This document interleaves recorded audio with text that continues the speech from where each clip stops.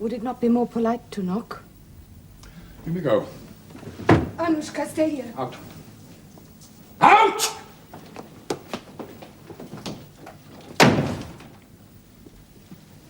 What do you want? I'm looking for your lover's letters. They're not there! Oh, yes. I think so. I think so. Ah. Yes. I told you. I ordered you not to receive that man in this house. I had to see him. I am not interested as to why a married woman wants to see her lover. How can you be so cruel? Cruel? You call it cruelty for me to give you freedom? Freedom? Offer you the honorable protection of my name on condition that you obey the proprieties. Is that cruelty? It's worse. It's cowardly. And it's indecent. How would you describe your own behavior? Tell me that. Tell me that. Huh? I have nothing more to say to you. Oh, but I have this to say. Since you refuse to obey my wishes, I'm going to end this state of things. It will come to an end of itself. Sooner than you think. All you want is to gratify your animal passion? I want only to be loved. And you think only of yourself, but what about me? What do you care that my whole life is in ruins? What do you care how much I've suffered?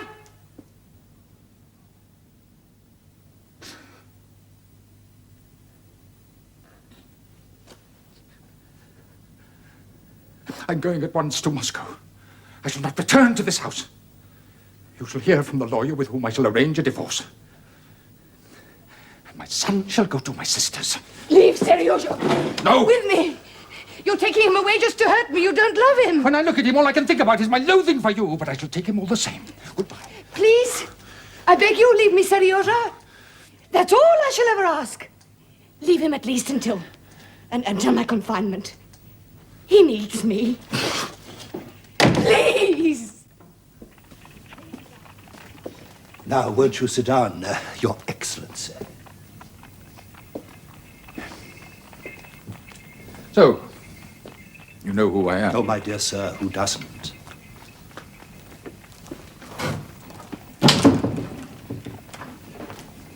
Excuse me, ant eggs, you know. I beg your pardon? Ants' eggs, for the fish. They're from the Black Sea. The fish, of course. Always hungry. Now, sir. Before I begin, I must tell you that my business is strictly private. Oh, my dear sir. Very well. I have the misfortune to have been deceived in my marriage. I wish to break off all relations with my wife by legal means. You wish a divorce? Yes.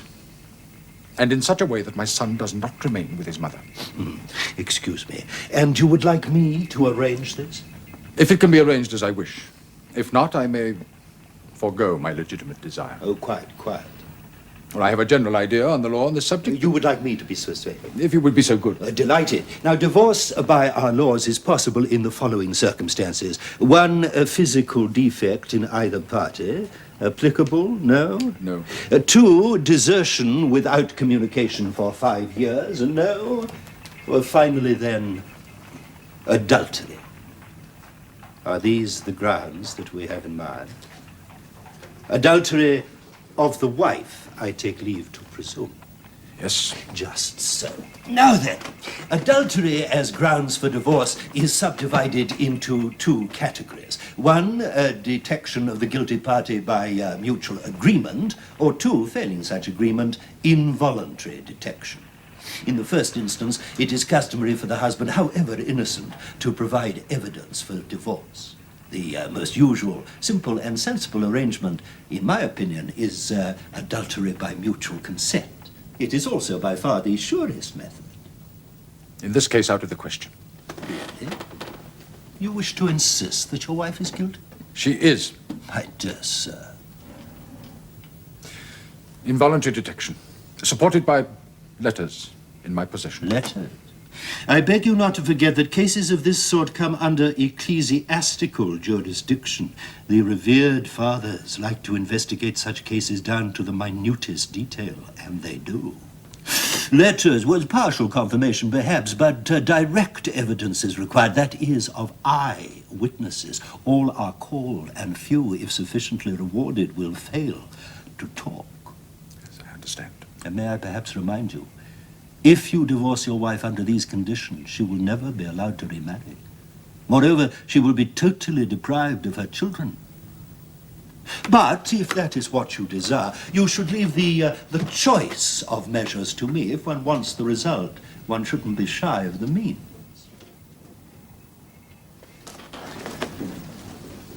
And if these conditions are met, a divorce is possible. Oh, quite. If you give me a free hand.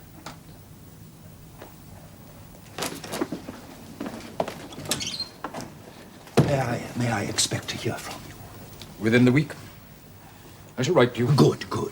Oh, and let me have your terms. Certainly.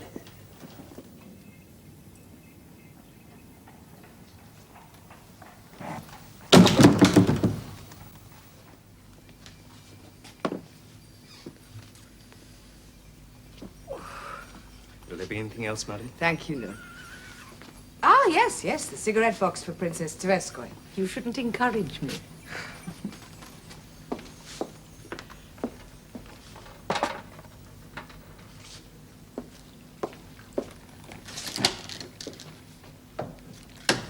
So you mean to tell me you've heard nothing for 2 whole months? Not a word. Nor have I had any letters from the lawyer that I was threatened But with. that's extraordinary. Do you think he's changed his mind? It would be most unlikely. His sister has written to me twice to tell me that Seryoja is well. Seryoja himself is permitted to write once a week. His letters are dictated, I'm sure, very carefully. Anna, how can you bear it? Because I must. And really, Betsy, thinking it all over calmly, Calmly? Oh, yes. These days I'm very calm.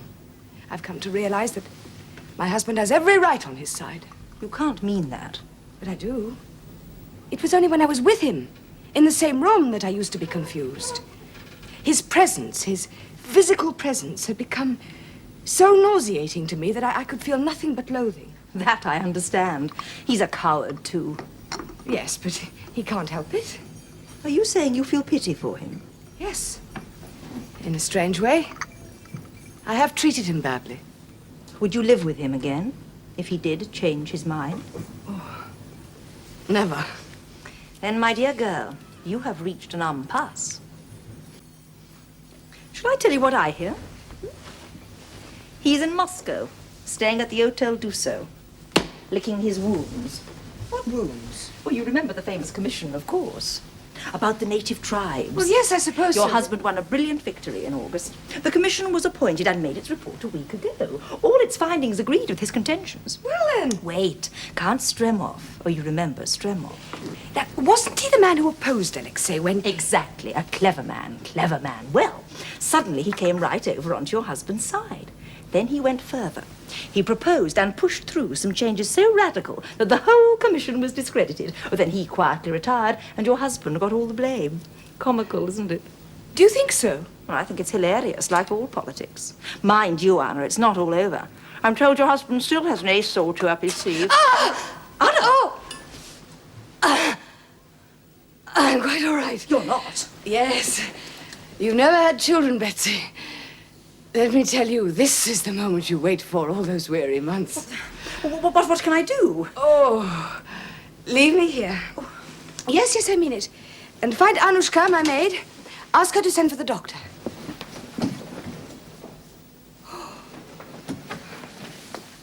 Anna, are you sure? Betsy, please.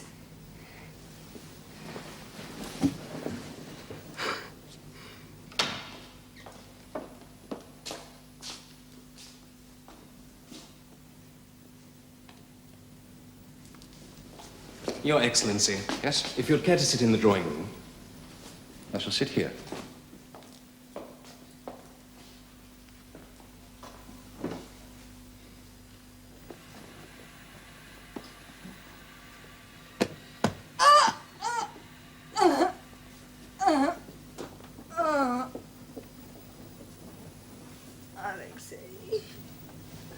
Alexei.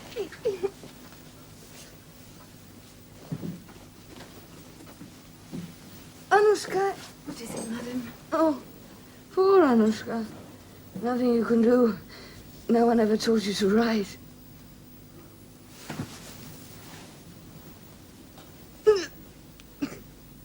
Doctor... Is the pain bad? Oh, no, not now. Well then. I want someone to send a telegram. But- Please. I'll arrange it. A telegram to my husband. Alexei Alexandrovich Karenin, Hotel Dussault, Moscow. I'm dying. That's not true. Please, write what I say. I think you are a friend of Sludin, my husband's private secretary. We are acquainted. But then, nothing I say will surprise you. Right. Very Please. well. I beg you to come at once. I shall die more easily with your forgiveness. Sign it. Anna.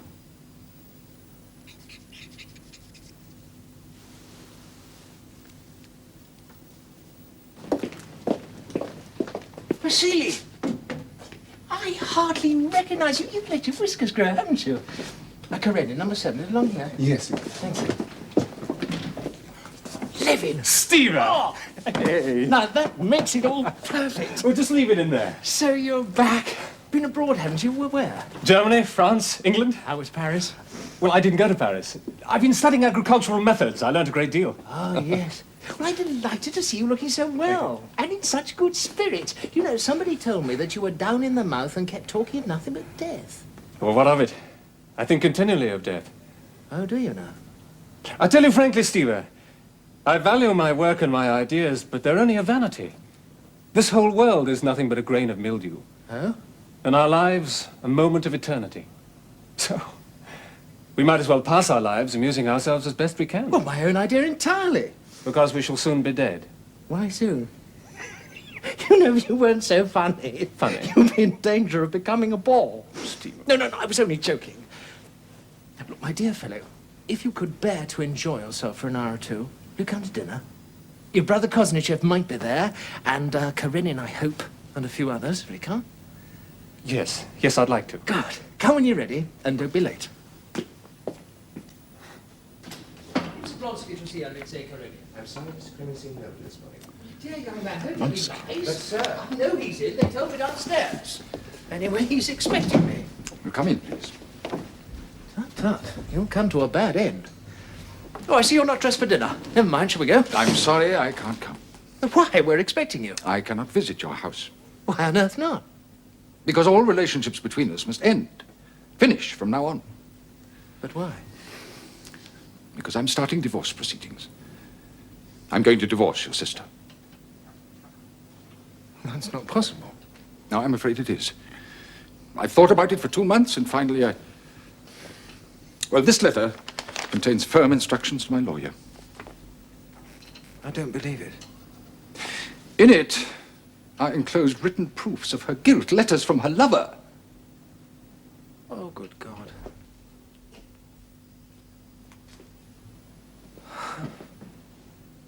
Well, if that's the case... My dear fellow, you sure there's been no misunderstanding? I only wish there were. Karenin, you're a man of principle, first rate. And Anna, well, forgive me, but Anna, I beg you do nothing in haste. I'm not acting in haste, far from it. But my mind is made up. Well, do one thing. See my wife, see Dolly. But I She don't loves Anna see- like a sister. She's a wonderful woman. For God's sake, talk it over with Dolly. Well, I really don't know. That's why I didn't call at your house. I supposed our relationship should be changed. I don't see that. We're friends, aren't we? Even if... Well, I wouldn't presume to take sides. Who am I to judge? But come and see Dolly. Will you? If you wish it so much, yes, I shall come.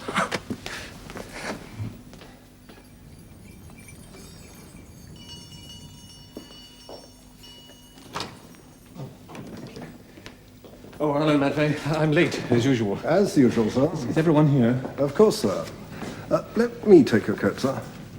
If I may say so, sir, I'm very relieved to see you. Relieved? Well, sir, when gentlemen go travelling abroad, mixing with foreigners... You mean anything might happen? Exactly, sir. Well, put your mind at rest. Nothing did. Now, come along, everybody. If we wait any longer, we'll all die of thirst. With pleasure.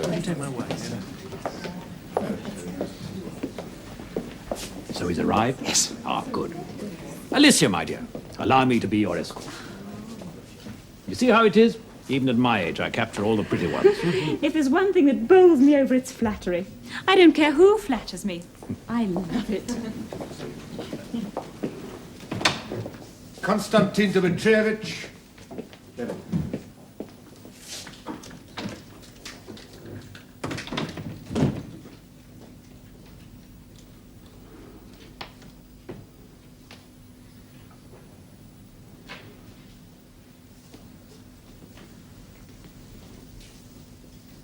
I haven't seen you I was since... driving to Yergashova.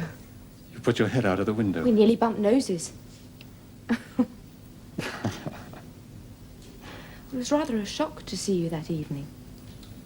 What were you doing alone on the road? I'd been harvesting. It was a glorious day. The peasants were singing as they went home. Oh, I haven't heard them sing for ages. Then you must again. Soon.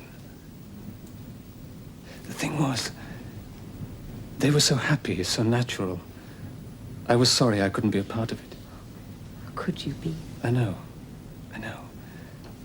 But I was feeling as though I belonged nowhere, and suddenly... I popped up. Out of nowhere. Kitty. Yes. Yes. Yes.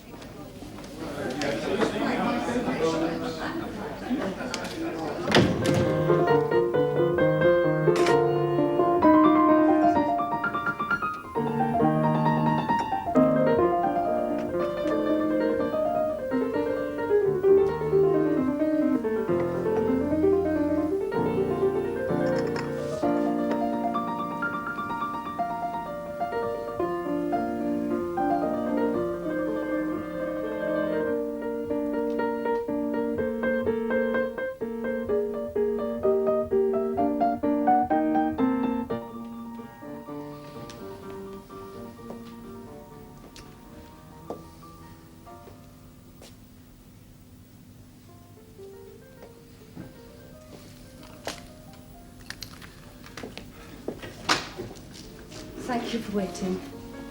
I do so want to speak to you, and we couldn't talk in the drawing room. I have to leave in any case, but I wanted to bid you good night, with my thanks for a pleasant evening. Oh, wait. Forgive me, I have no right, but I love Anna.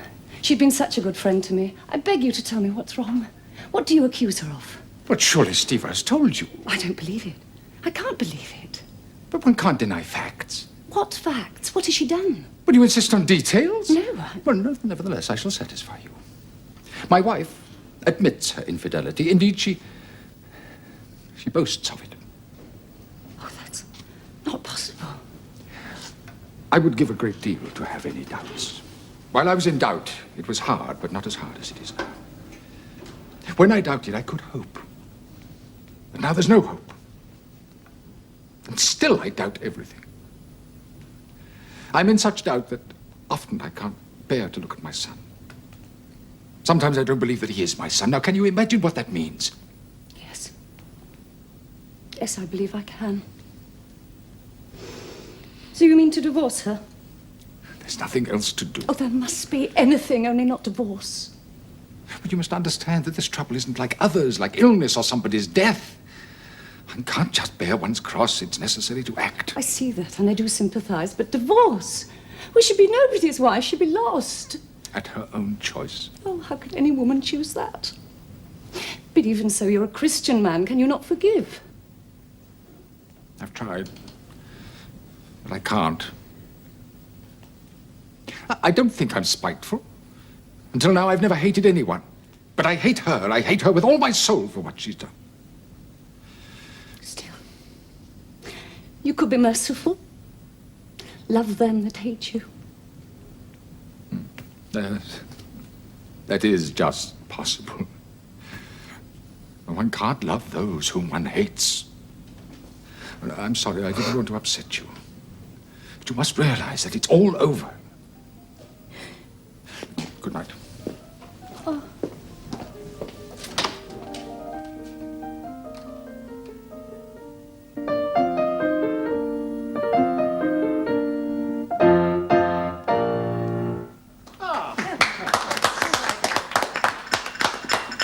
More! Encore!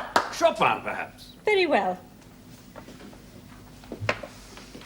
Happy, Kostya? Yes, yes, a wonderful evening. So it's not yet time for us all to die?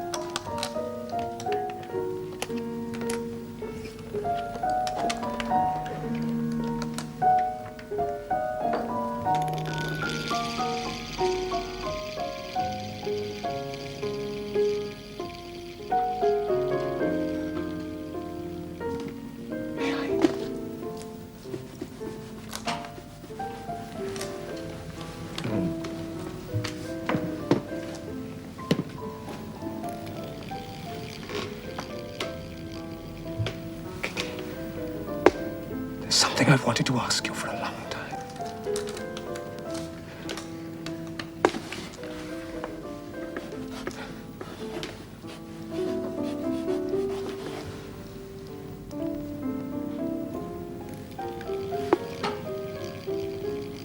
You said it could not be.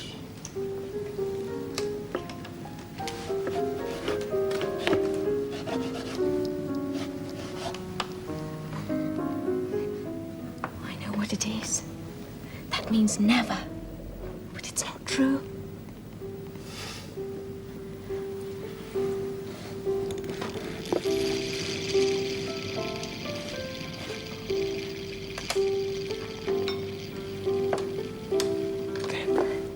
Then. Now I should be so happy if.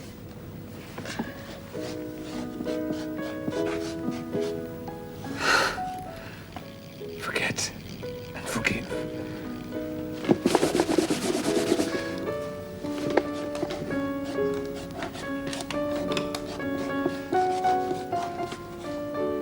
I understand.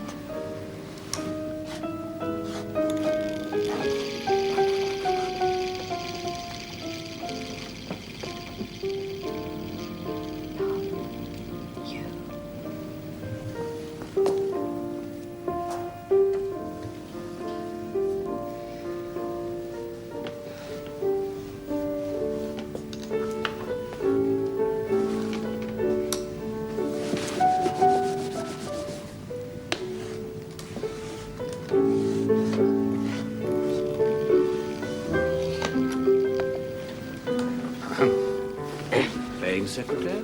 Oh, please don't concern yourselves.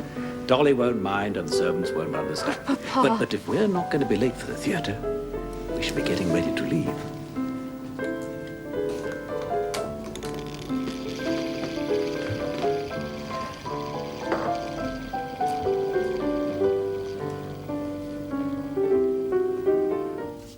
And you opened both telegrams? Was that wrong, sir? I thought of anything urgent. Oh, it's quite right, quite They're right. on the table. Stremoff appointed Chief Yes, Commissioner. Well, you see what this means. They must be mad, sir, to appoint him. Those whom the gods wish to destroy. Never mind about me, that's of no consequence, but really to appoint Stremoff, a man totally unfitted for. Well, they'll live to regret it. Won't alter my plans. Perhaps, Perhaps you should read the other telegram. Oh?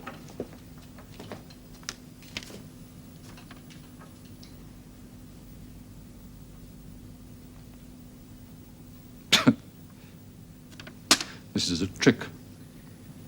Isn't it? It's a trick. I must say so. I suppose it's true. And she is dying. Maybe so. And if she is repentant? Am I in time for the train to Petersburg? You have more than an hour. Very well. Sir, Yes? have you thought? What is it?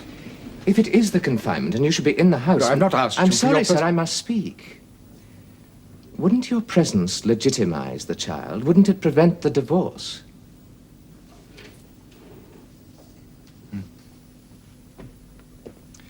Oh, you're a good fellow, Slutin, but my duty is plain. This is a moral decision. Besides, if that should prove not to be false and I should not go, then I should be condemned. Rightly condemned before the world.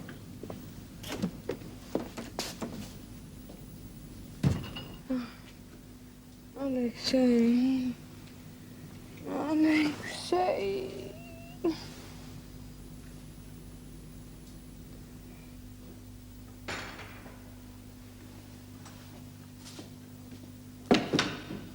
Hello, Petrov. Your Excellency. Is there any news? How's your mistress? Safely delivered yesterday of a healthy girl. I see. Is my wife well? I'm sorry to say not. They tell me she's very ill indeed. Who's with her? The doctor and the midwife, Your Excellency, and Count Vronsky. Thank you.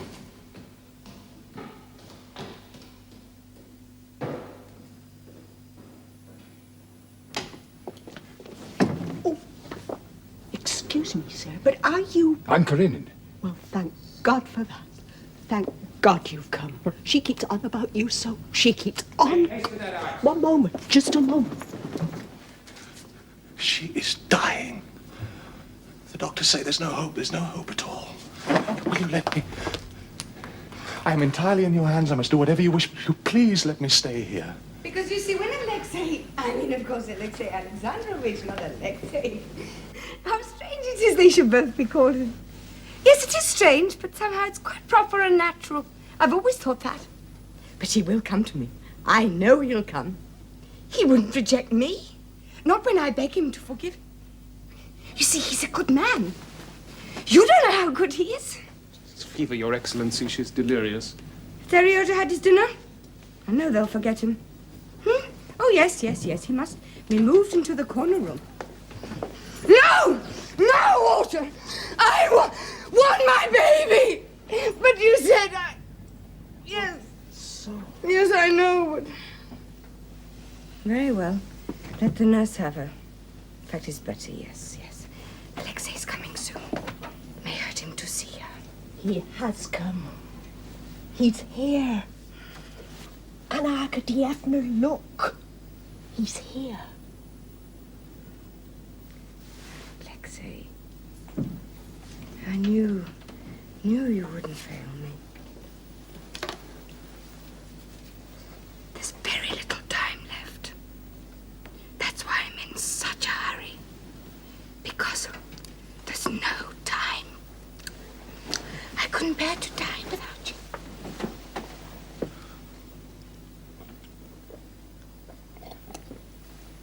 Thank you. I wanted to tell you something. What was it? Oh, yes. I wanted to say I am still the woman you married, but there's another woman in me. I'm afraid of her.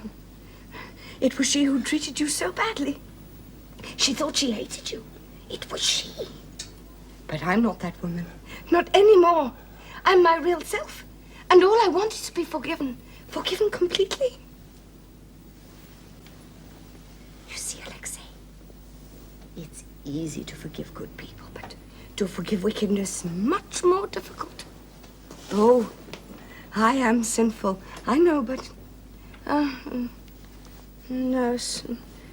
Nurse used to tell me The Holy Martyr, what was her name?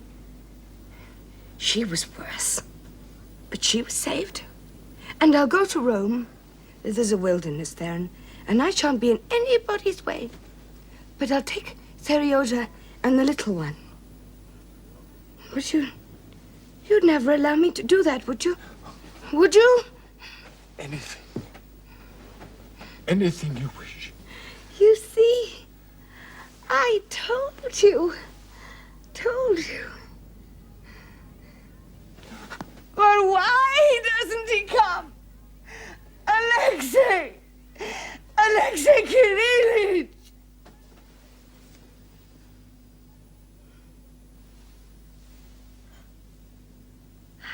Alexei. Come in.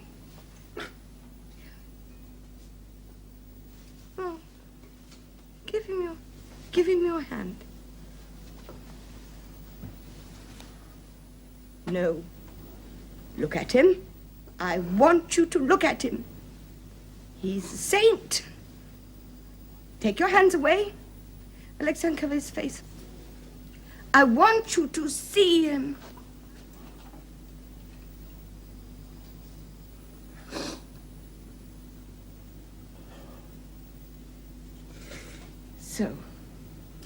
So you must forgive each other. Ooh. Dream come true. Now everything's done. I'm ready. Just stretch legs a little. Oh, it's good. Horrible curtains. Badly. Flowers drawn. No, not like violets.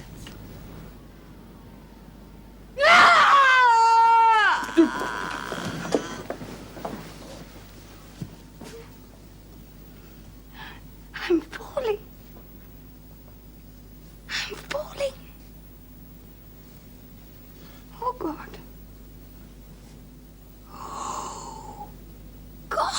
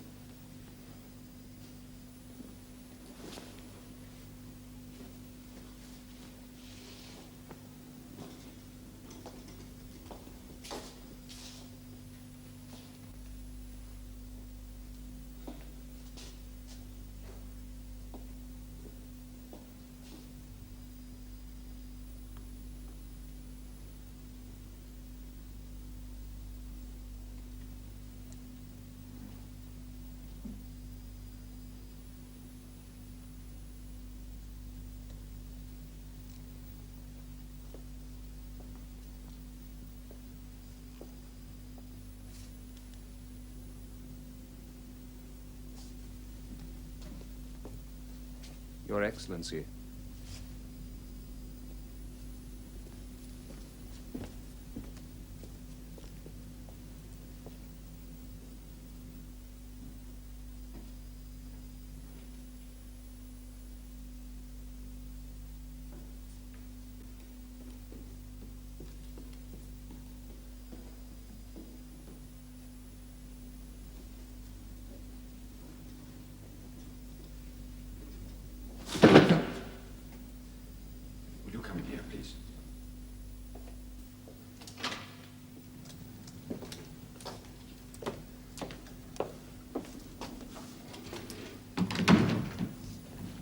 doctors have just told me.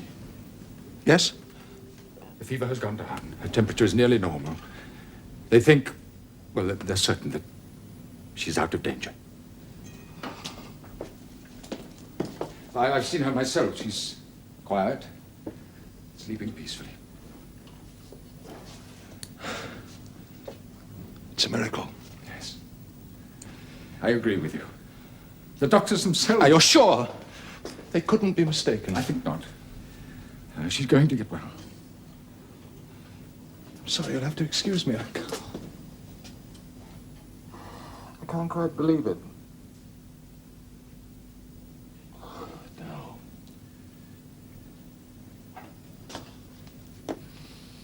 In that room 3 days ago when Anna was dying, she persuaded us to shake hands. You were moved to forgive her and me. Will you shake hands now? Willingly. Thank you. I had better go. No, wait, please.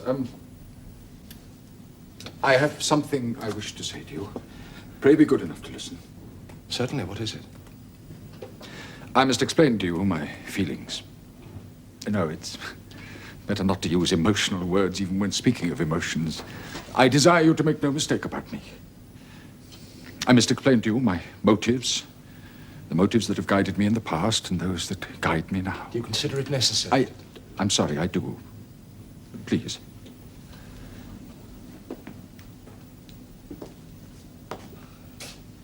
You know that I had already decided on a divorce. I knew it was in your mind, yes. Proceedings had already begun. I was not prepared, for many reasons, to submit myself to the deceit and subterfuges of a divorce by arrangement. As an innocent man, I couldn't proclaim myself guilty in the eyes of the world. Nobody in the world would believe that you were.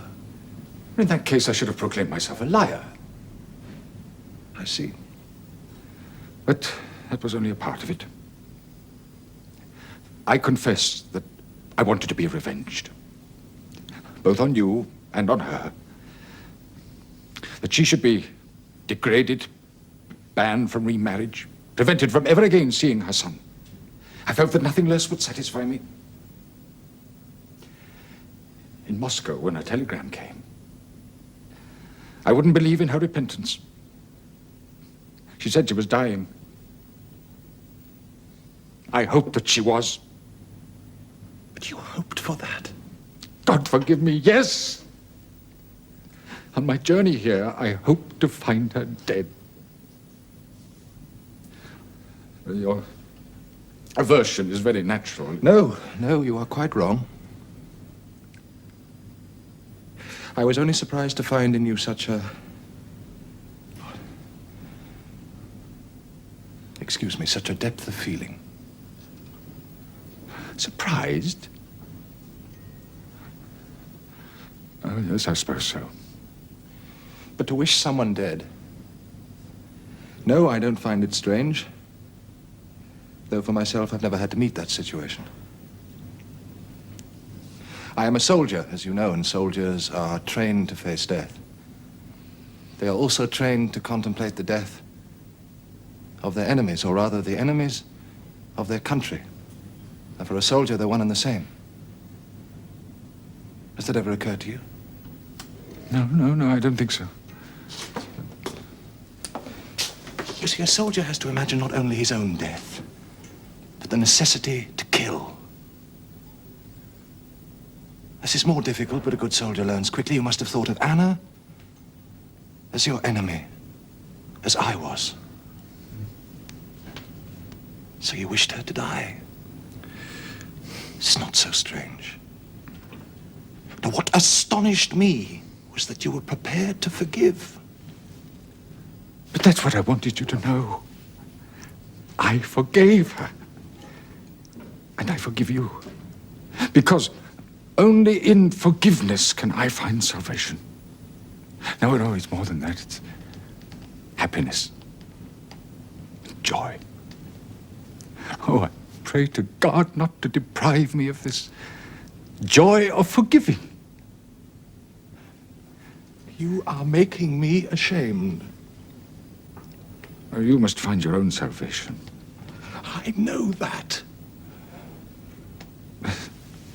My duty is plain. Oh, you can do what you like. Drag my name through the mud, make me the laughingstock of the world, but I shall not forsake her. And I shall never reproach you. I'm bound to stay with her now, and I will. And when she wants to see you, I'll send word. You see, the most wonderful thing is that in spite of my wishing, she's going to live.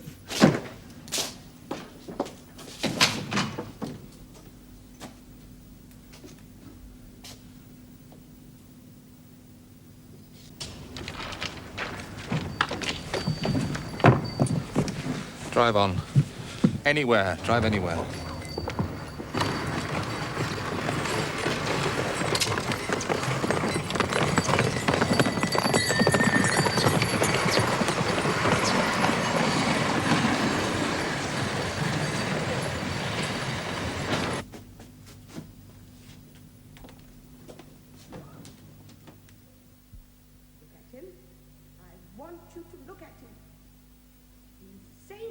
Oh, you can do what you like. Make me the laughingstock of the world. Hands away. Look at him. I want you to look at him. And I shall never reproach you. You were my husband, too. And I was explaining. Suddenly it all changed. Alexei. He's a saint. I confess that I wanted to be revenged. He's a saint. I forgave her. I'm falling. And I forgive you. I'm falling. Oh, God. Oh, God. And I forgive you. Look at him. But I shall not forsake her. I want you to look at him. You must find your own salvation. No necessity to kill.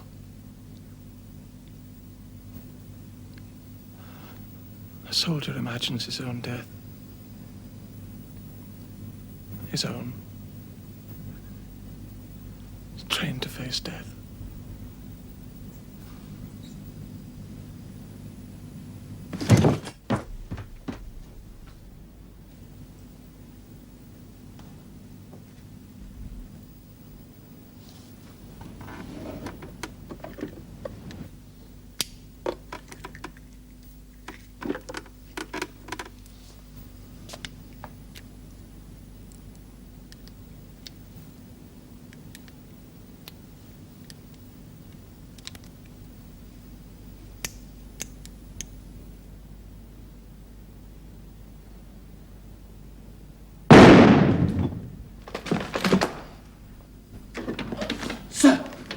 What happened? Herman, where the devil is... Thank God you're alive.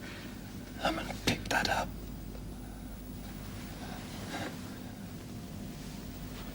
Give it here. No, sir. But I won't.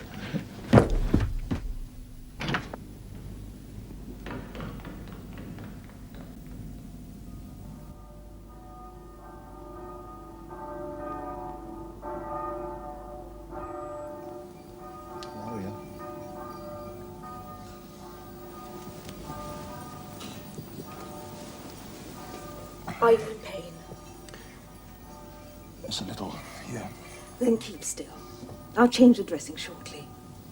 Can't you wait for the doctor? No. What a splendid girl you are. Nonsense. Are you thirsty? Yes. Yes, I am. This is barley water. It's supposed to be good for you.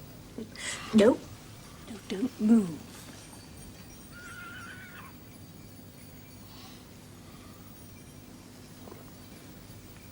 Thank you.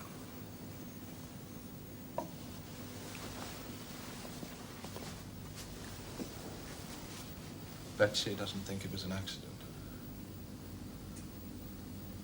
Do you? Alexei, you were delirious for 4 days. Did I talk a lot? All the time. Who heard me? Only the doctor, who will say nothing. No.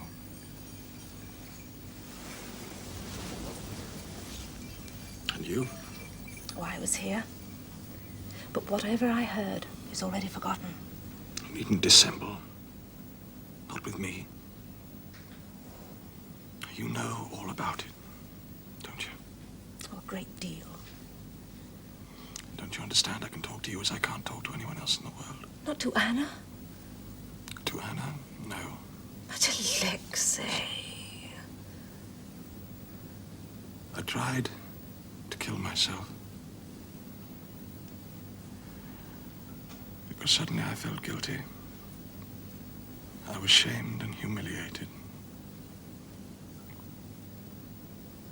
All my life I have done what I wanted. I was superior, above criticism. I followed certain rules and conventions without thought.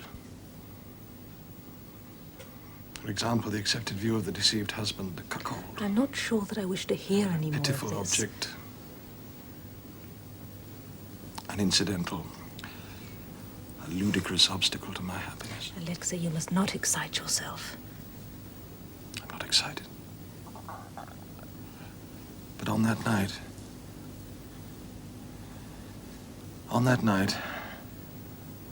Anna presented her husband to me in a very different light, as indeed he did himself. All at once we had exchanged roles. We were both sorrowing because Anna might die. And though he knew and felt very deeply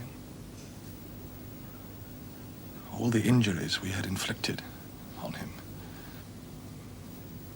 he was generous, kind, dignified. He wasn't vindictive or revengeful. And above all, not ludicrous. In that scene, I was the comic, unnecessary clown. And for that? Because you felt humiliated? No. It was not only because of that. No, it was enough. No. I was wretched because Anna was lost to me forever. During her illness, I learned to know her through and through. I saw her very soul. It seemed to me that until then I'd never truly loved her. And on that night, I knew she was lost to me forever. Do you wonder that I wanted to die?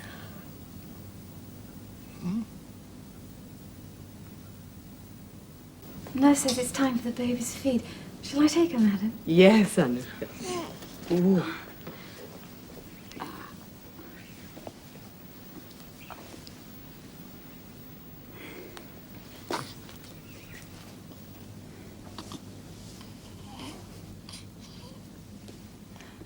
A dear little love, isn't she, sir?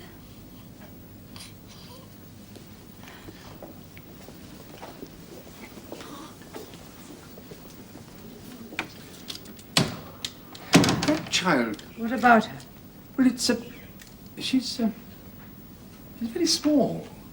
Are you surprised? She hasn't been 3 weeks in the world. No, I suppose not.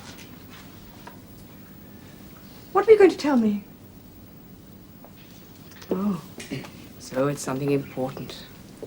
To you, yes. And distressing. 10 days ago, I've been asked to inform you that Count Vronsky suffered an accident 10 days ago. An accident? What happened? I've been told that he's recovering and is now convalescent. Thank God. Are you sure? Yes. What sort of an accident? What happened? Some mishap with a revolver. It was fired off by chance while he was cleaning it. That is a lie. You know it's a lie. Count Vronsky does not clean revolvers. What happened? That's all I can say. Who told you? Countess Varya Fedorovna. Varia is not a liar. I don't believe a word of this. 10 days ago, the day I first began to live again? What are you hiding from me? Did you... You and... Not a duel. A duel? That was never possible. Never. On that day, least of all. And I told you all about it. Yes, I believed you, but now... He went away and I've not seen him since. Now, on my solemn oath, that is the truth. If it is, where's the rest of it? Tell me. I shall know what happened to him. I demand to be told. I have a right to be told. Did you know the doctor? I will have the truth. Very well. Did he shoot himself? I think so. Did he? Yes. Oh, God. Why? I have no idea. Haven't you? None at all. No. No, how could you understand? But thank you. And, Will you please go away?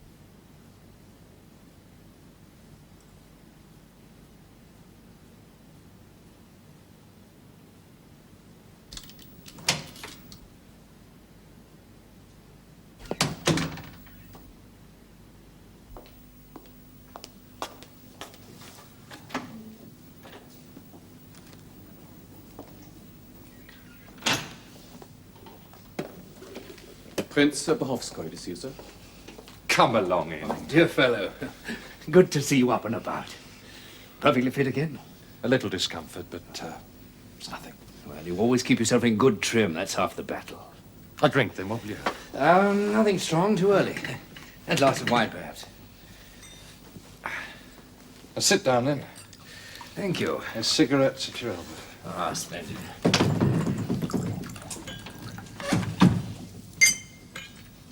Well, after we spoke together last week, I went to work. And as I told you in my letter, I hope to have something definite to tell you today. And you have? Yes, my dear boy, I have. Where do I go? Tashkent. Tashkent? Never occurred to me that Tashkent was a particularly comical place to be posted to. Rather the reverse, in fact. It's difficult. Well, it can have its moments. The Uzbeks are not exactly civilized. And the Afghans on the border. Precisely. So why do you laugh? Oh, it was only... Tashkent, Murmansk, Astrakhan. It's just a joke I remembered. Ah. I'm sorry, what's the posting? Cavalry commander at the garrison. What? With the rank of colonel. Oh, that's first rate. I knew you'd think so. Old Sapelnikov commands at Tashkent. You'll like him, but he won't stray out much. You'll have all the action you want. I can't tell you how grateful I am. Rubbish. It's just the sort of place I'd hoped for. 2,000 miles from Petersburg, eh? You see too much, and you assume more than you see. Enough said. Let's be practical. I've spoken to your colonel about your release from the regiment. That's agreed. I've also had a few discreet and confidential words up there. That's agreed. They forgive and forget. Forgive what? My dear fellow, your refusal of Warsaw. Oh, yes, of course. You'd forgotten it. They hadn't, I assure you. So, here's to the future. The future. And let me tell you, Vronsky, for you, this is only the beginning. Steva, he's here in Petersburg. I'm coming to see you today. He asked me to tell you. Oh, that is good. I've longed to see Steva. And I have another message for you. Oh? You must have known that he'd send one. What is it? When a man is being posted all those thousands of miles away, he naturally likes to make a round of farewell visits. What did he say? For Alexei, a great deal. Let's see. What did he say? The exact words. Why are you so cruel? My darling, I don't mean to be. But sieving it all down, he wants to see you. No. He said, among many other things, but this I do remember, he said, To see her once more, just once more, and then bury myself and die. That's what he said. Now, don't you think... No. You refuse to see him? I must not, and I shall not. But Anna, dear, if he weren't going away, perhaps forever, No. I could understand, but surely your husband is above all that. It's not for his sake. You mean he would agree? Yes, I'm sure he would. I know he would. Well, then, can't you all be civilized? After all, you surely want to say goodbye to a man who shot himself on your account? That is exactly why I can't. Oh, there you are. I'd hoped to see you at the palace, but you were so busily engaged I came on here. Anna is looking so much better, don't you think? Yes. A trifle feverish. My fault entirely. We've been talking too much. Selfish of me. I'll go now. No, wait a moment. I want to tell you something. I can't have any secrets from you, nor do I wish to. Anna, dear, forgive me, but I really must go now. Wait, I want you to hear. Betsy says that Count Vronsky is leaving for Tashkent. And he wants to come and say goodbye. And I have told her that I cannot receive him. And I have told Anna, perhaps you heard, that I think it's ridiculous. Betsy, please. I can't see him. It's out of the question. I don't want to see him.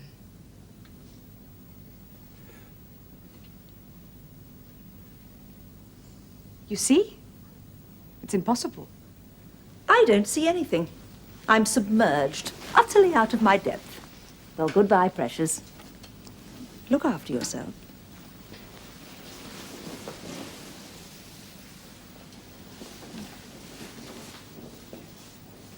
That woman. I am grateful to you for your decision. Well, I agree that since he's going away, there's no reason whatever for Count Vronsky to come here. I have said so. Why repeat it? Well, the question is, of course, yours to decide. I have decided it. Yes. And I'm glad that my wish coincides with yours. Good. Now, may we close the subject? Certainly. What am I to do? Oh, my dear, no. I was unhappy before. I used to think one couldn't be more unhappy, but now I... You see, I'm caught. I'm in a dreadful kind of trap. People say that women love men even for their vices. Some do, certainly. Well, I hate one man because of his virtues. Isn't that horrible? But it's true. I can't live with him, can you understand? The very sight of him affects me physically. He touches my hand, I feel ill. His voice grates on my nerves so that I could scream. The way he moves, talks, every tiny mannerism. It's awful, Steva. Yet here is a good, kind, patient, clever man. I'm not worth his little finger, but I hate him. Above all, I hate him for his generosity. So you see, Steva, I should have died a month ago because I'm not fit to live. Oh, Anna, you're exaggerating everything. Nothing so very terrible. It is. I'm lost. Lost. It's worse because I'm not quite lost. I can't say it's ended yet, but it will. When it comes, the end will be dreadful. I feel as though I'm flying headlong over a precipice. I can't stop myself. I ought not to try. I've thought and thought, and there is only one way out. No, you're wrong. Now, sit down. Try to be calm and listen to me. You're not thinking clearly, so you can't see your position as well as I do. Now, listen. You married him without love, without knowing what love can be. That was a mistake. Let's admit it. A fearful mistake. But a fact that has to be faced. Then what happens? You fall in love with another man, yes? A misfortune, but also an accomplished fact. We'll face that too. And then finally, your husband accepts the situation and forgives you. Now you say it's impossible for you to live with him. I don't know. Yes, you do. You said yourself you couldn't endure him. No, I take it back. But you can't, because that too is a fact. do you think he doesn't know it? Of course he does. So he's wretched. And what good can come of that? None. But there's no hope anywhere. There's nothing to be done. Oh, you're wrong. There's one thing, a divorce. No, no. Oh, yes, you said yourself that he's kind and generous, and it's true. But now the only kindness anybody can do is to separate you legally and forever. Not only for your sake, but for his. Oh, Steve, Shall I talk to him? Would you? Do you really think... If only God helps me to speak as I feel. I'll go to him now.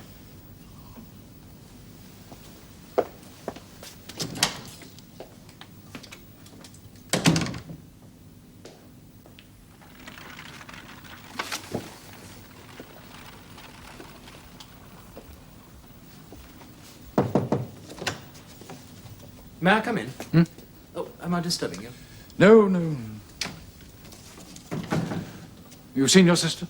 Yes, we had a long talk, and I think a useful one. Yes.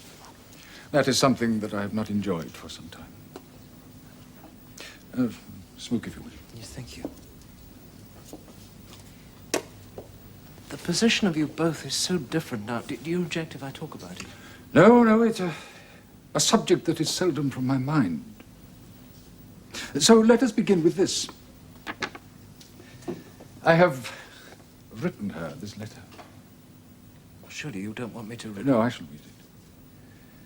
I can see that my presence is disagreeable to you. And though this is painful to me, I'm convinced that it cannot be otherwise. God is my witness that when you were so ill, I resolved with my whole heart to forget all that came between us and begin life anew.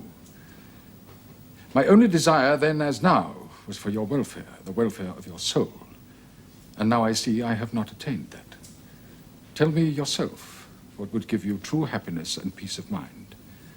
I put myself in your hands and trust to your feeling of what is right. Well, that is what I wanted to say to her.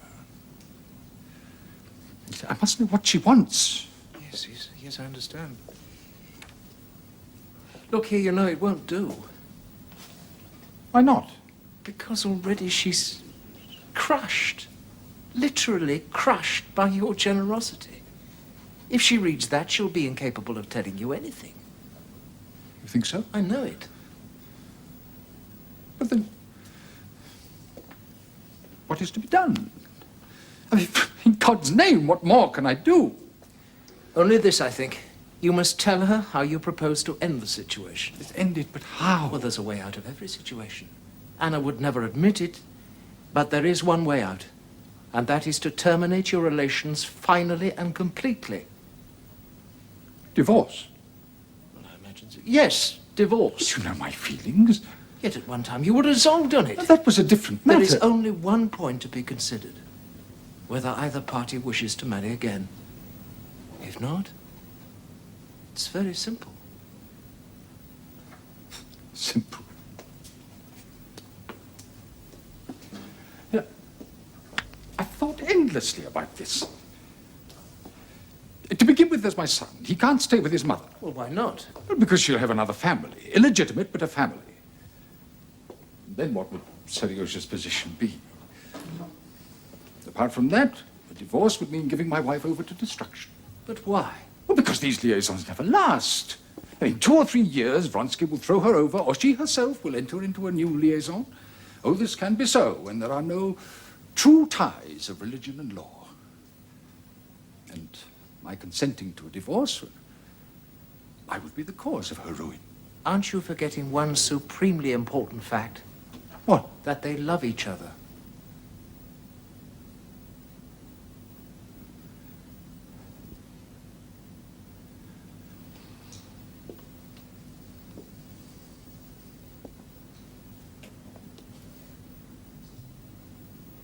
So if any man take thy coat, let him have thy cloak also.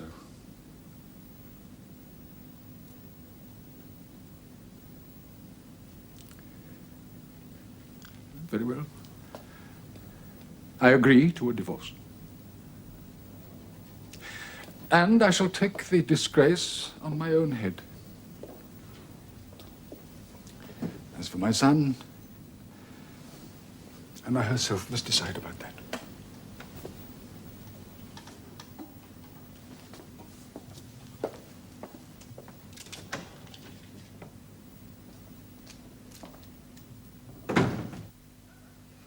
Herman! Herman! Quickly, my coat now in a carriage!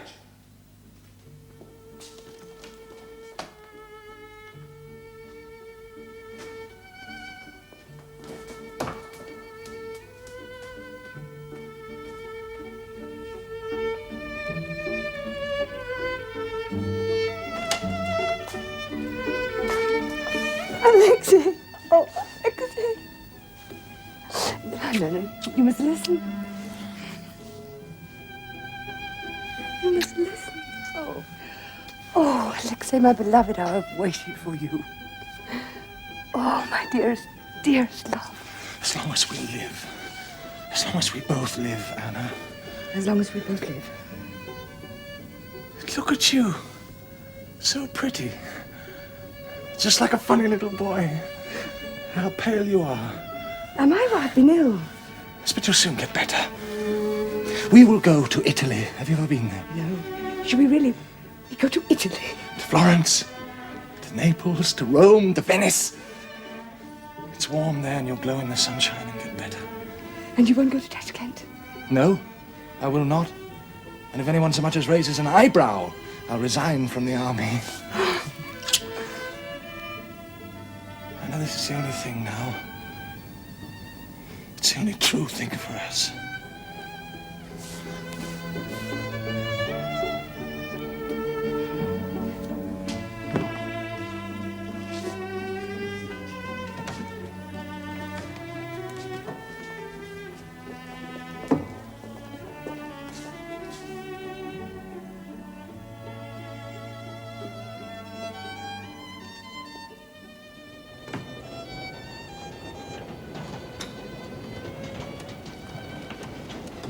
All well? Perfect. Little Annie has really taken to the new wetness. Good. The baby is full, up to here, and fast asleep. That is very good. You were lucky to get a woman who could travel with us. Yes, poor Sasha, if her own baby hadn't died. But she's quite in love with Annie, and as for Anushka, she's completely besotted. And you? I have no words to say what I feel. Alexei, there is something I ought to explain. You haven't asked me, you wouldn't be, you. Surely there's no need. I must have. And then I'll never mention it again. When my husband agreed to give me the divorce, when he told Steve I could decide for myself about Seryoja, all I could feel at first was joy at the thought. To be free of him. To have my son, to have you. That's all I have ever wanted. Yet finally you refused the divorce and left Seryoja with him. Is that what you wanted to explain? Yes. My love, I know why you refused. You said to yourself, I have wronged my husband. And I've hurt him enough. Yes, that was it. I didn't want to profit from his misery. But more than that, I deserved punishment. I felt I ought to be punished by losing my reputation, my son. So, you decided to make yourself miserable. Yes. And are you? No. No. That's the whole point. I'm not. I don't care two straws for my reputation. I feel no shame, no disgrace being with you. As for Seryoja, well, I think I knew months ago that one day I would have to choose between you and him. And I've chosen. And all I can say is that I'm happy. I'm wildly, I'm unpardonably happy.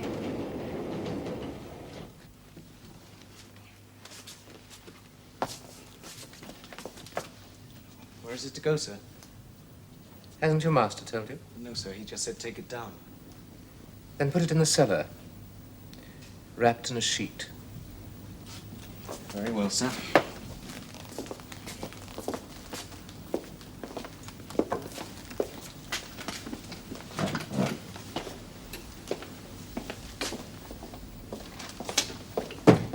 Letters? A few personal ones in the small folder. Thank you.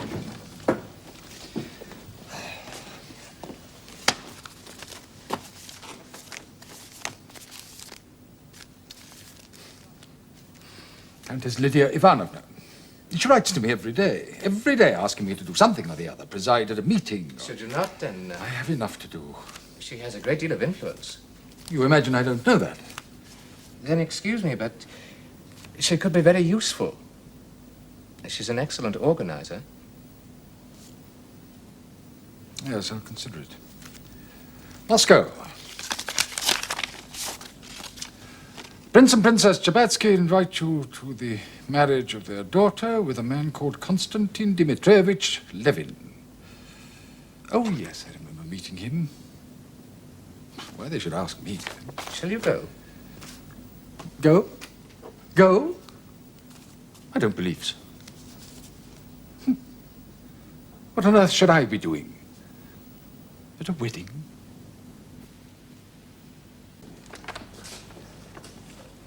Ah, Steve. Well, I'll leave you two to your billiards. Oh, a glass of champagne first, sir. Thank you. No, I'm for the card room, where I shall win or lose my customary 10 rubles. Good luck, sir. And thank you for an excellent dinner. Waiter. Steve, has it ever occurred to you how lucky you are to have such a father-in-law?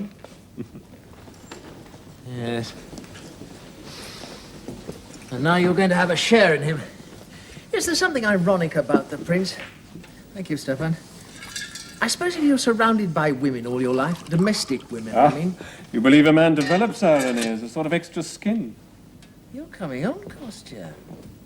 You're coming on. Well, here's to Kitty. To Kitty? And your marriage.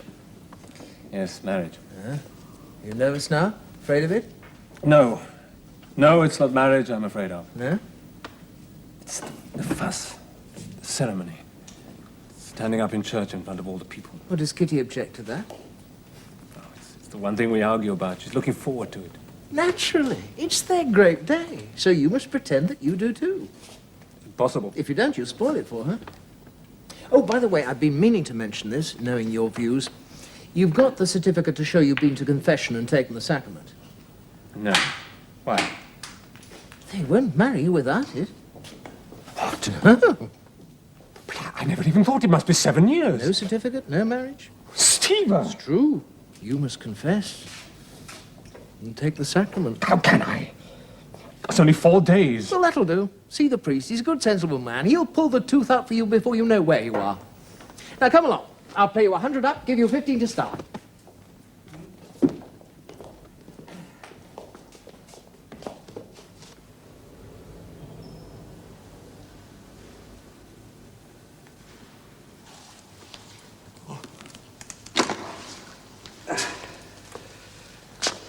Christ stands invisible before you to receive your confession.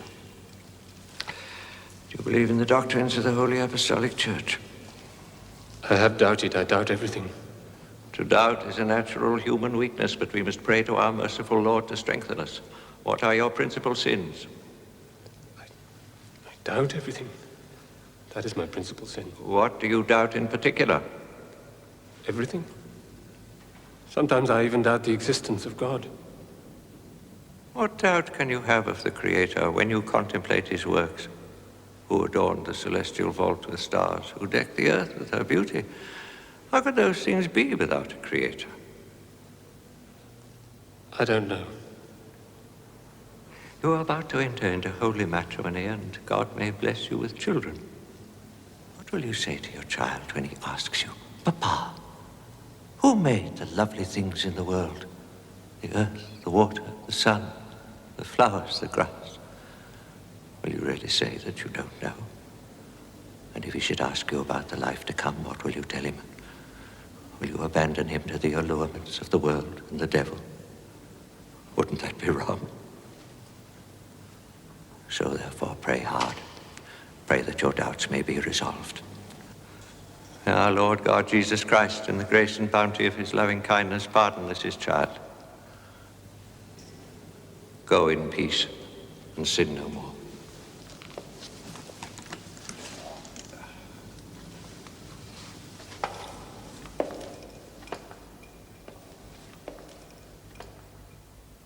So you see, Countess, it seems that my private affairs are public property. In society. Exactly.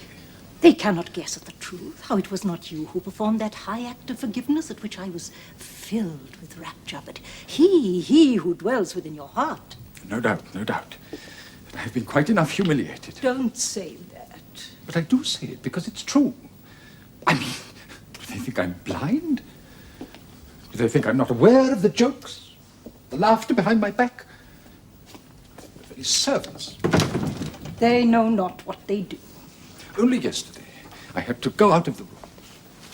I couldn't bear the way my son looked at me. Oh, he asked me nothing, but he wanted to, and there was a look in his eyes. That's for me to deal with as I can. My more immediate problems are of a practical nature. For several hours today, I've had to arrange this, settle that. Oh, household matters arising from my new solitary state. Domestic affairs, the engagement of staff, the payment of petty accounts, laundry, fish. I tell you, Countess, there are limits to a man's endurance, and I have reached mine. I understand, my dear friend. I understand it all. Succor and consolation you will find, not in me, though I have come expressly to help you. If I could take all these petty cares from your shoulders. If you could do that. I see a woman's word, a woman's guiding hand is needed. Will you entrust everything to me? You will. I am rewarded. But, my dear friend, think no more of laughter and humiliation, for he that humbleth himself shall be exalted, and you mustn't thank me. I do. No, you must thank him and ask his help. In him alone we shall find peace, comfort, salvation, love. I'm indeed grateful to you for your deeds and your words. The deeds are yet to do. And I must set to work as your housekeeper. But first, I'm going to see Seriosha.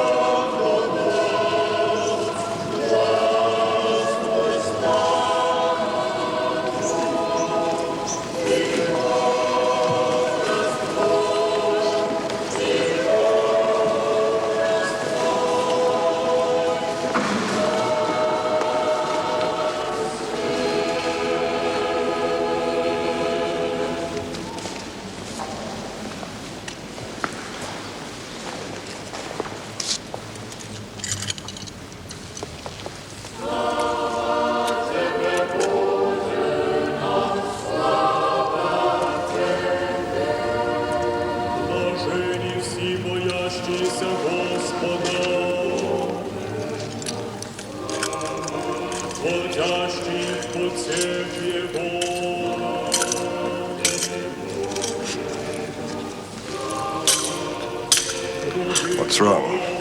Didn't you want him to marry? Praise God, I'm lived to see the day. Well then. Hast thou, Constantine, a good, free, and unconstrained will and a firm intention to take unto thyself to wife this woman, Katerina, whom thou seest here before thee? I have, Reverend Father. Thou hast not promised thyself to any other bride. I have not promised myself, Reverend Father. Hast thou, Katerina, a good, free, and unconstrained will and a firm intention to take to thyself to husband this man, Constantine, whom thou seest here before thee? I have, Reverend Father. Thou hast not promised thyself to any other husband. I have not promised myself, Reverend Father. Give the blessing, Master. Blessed is the kingdom of the Father, and of the Son, and of the Holy Spirit, now and ever, and unto ages of ages. Amen.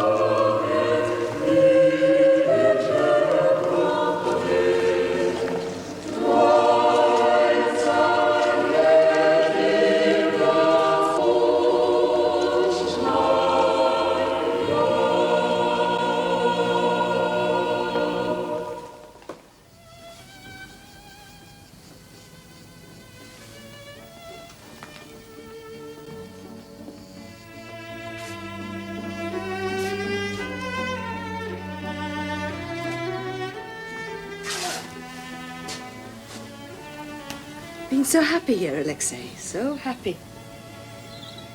If this were the end of it all, I know it won't be, but if it were, I should be content. These few weeks, they've meant more to me than the rest of my life. And if it does end, and I go on living, to become an old woman, a tedious, ugly old woman,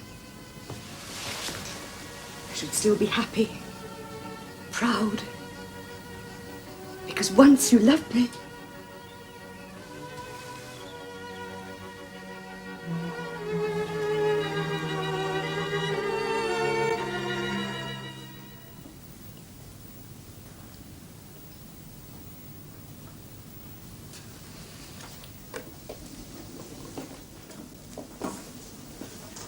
At least he wasn't so brazen as to write to you. I don't think I have the right to refuse her. My dear friend, you never see evil in anyone. On the contrary. But would it be Christian to deny her? No, no, there are limits to everything. Immorality one can understand, but cruelty is another matter. Above all, cruelty to you. Well, who shall cast the first stone? She loves her son. Can I refuse her the right to see him? But is it love? Is it sincere? And if it were, have we the right to work on the feelings of that little angel? He thinks she is dead. What will he think if he sees her? I hadn't thought of that. Madame, to remind your son of you might lead to questions on his part. Questions that could not be answered without implanting in the child's soul a spirit of condemnation towards what should be sacred to him.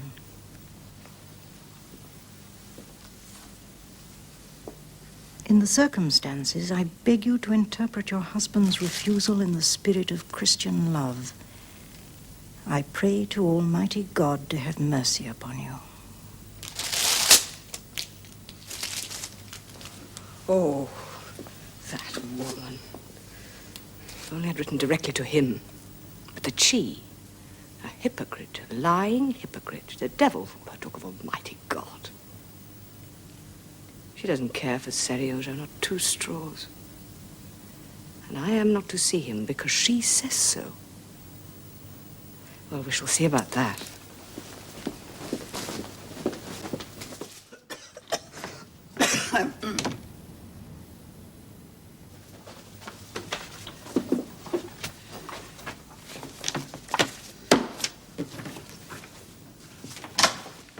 Herr Castle, good morning.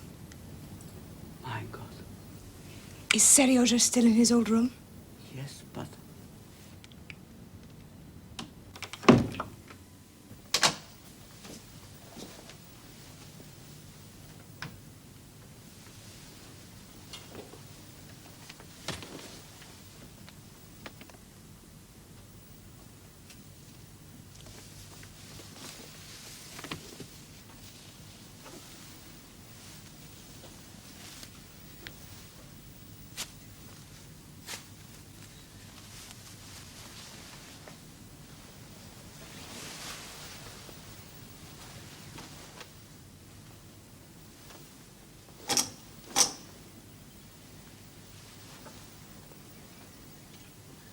Serioja. Wake up, Serioja. Serioja.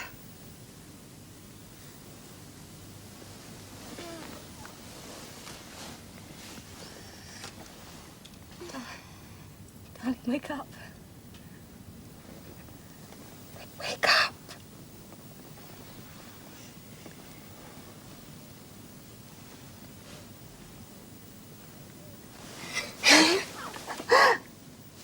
I knew it wasn't true. I knew you'd be here. Did you?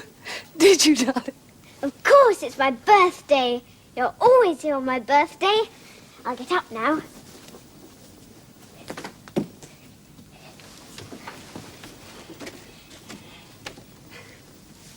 What are you crying for? I'm not. Not really. It's just that it's such a long time since I've seen you, and you've grown. Just a few short months. But I should think you might have known better. You know the situation. Everybody in the household knows the situation. Who pays your wages? Eh? Anna Arkadyevna? Or is it Alexei Alexandrovich? You should not have let her in. Like the rest of us, you know quite well the master goes into the boys' bedroom every morning at 8:30 precisely. Wouldn't surprise me to see you dismissed. So, what if I am? 10 years' service and nothing but kindness from her? You've had the same, so there's no need to put that face on. Some people know which side their bread is buttered. But as for me, if I go, I go. And if he goes, I go too. But of course, Mamma, I knew you'd be here, so I've worked it all out. When we've had coffee, we'll go for a ride together in the park. And then... No, my darling, you mustn't think of it. Why not? Because I shan't be able to stay. I only came just for a moment because I wanted to... Now you're here, you must stay. Oh, Seryoja. Entschuldigen Sie vielmals, aber it is 8:30. What of it? At this precise hour, Alexei Alexandrovich, I thought I should tell you. Sorry. I shall have to go. No, Mamma, no, don't go. He won't come just yet. Are you afraid of him? Sometimes. Well, you mustn't be. He loves you. No. Oh, yes. And you must love him. He's better than I am, and he's kinder. No. Yes, and I have been wicked to him. When you're grown up, you'll understand. No one is better than you. Oh, my darling, it's good that you should think so, but...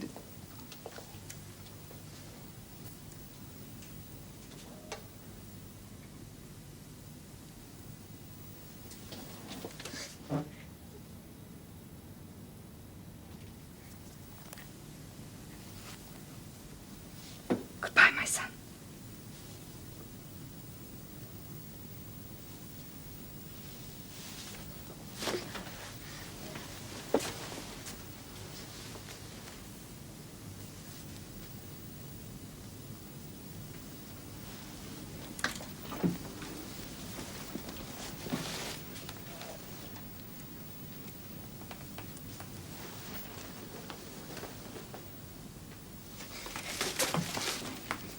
Let me go. Let me go.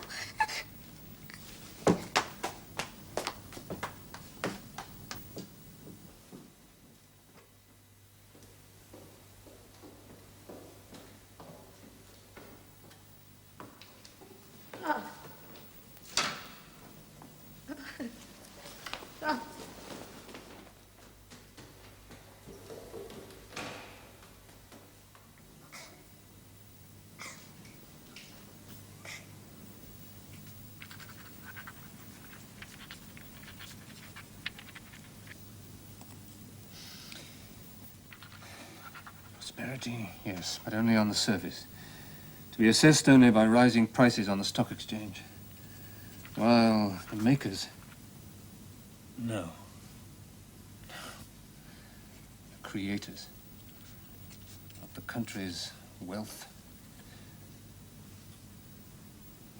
Well, Well, what? you were looking at me. How did you know? I always know. I didn't mean to interrupt you. No. What were you thinking? Never mind. Go back to your writing. Don't let me distract you. But you do. And you see? I've all these little holes to cut out. It's astonishing. Respectable people mend holes and you make them on purpose. Oh, Kostya, you know No, perfectly well. Look, there's just a little curl. What were you thinking? Well, if you must know, Yes, I must. I was thinking Hmm? about the back of your neck and willing you to turn round, and you did. Of all the adorable creatures.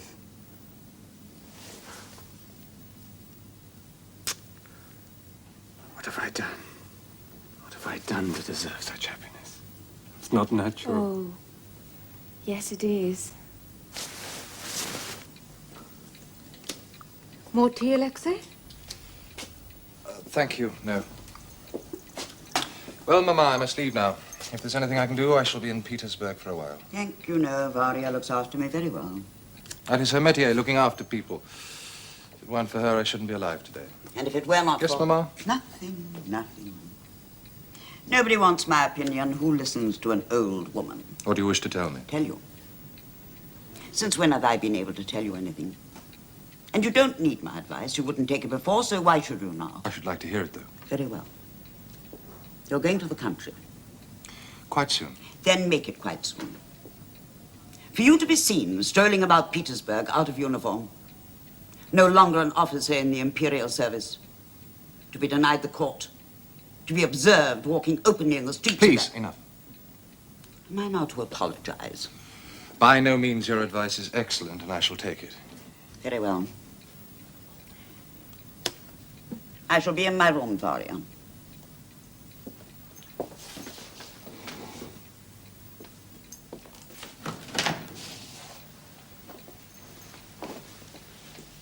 Alyosha. Au revoir.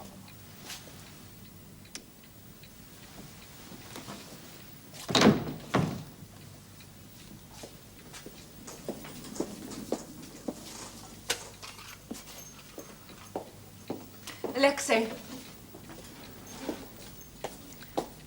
Alexei, you know how fond I am of you. I believe so. But I cannot do what you want. No.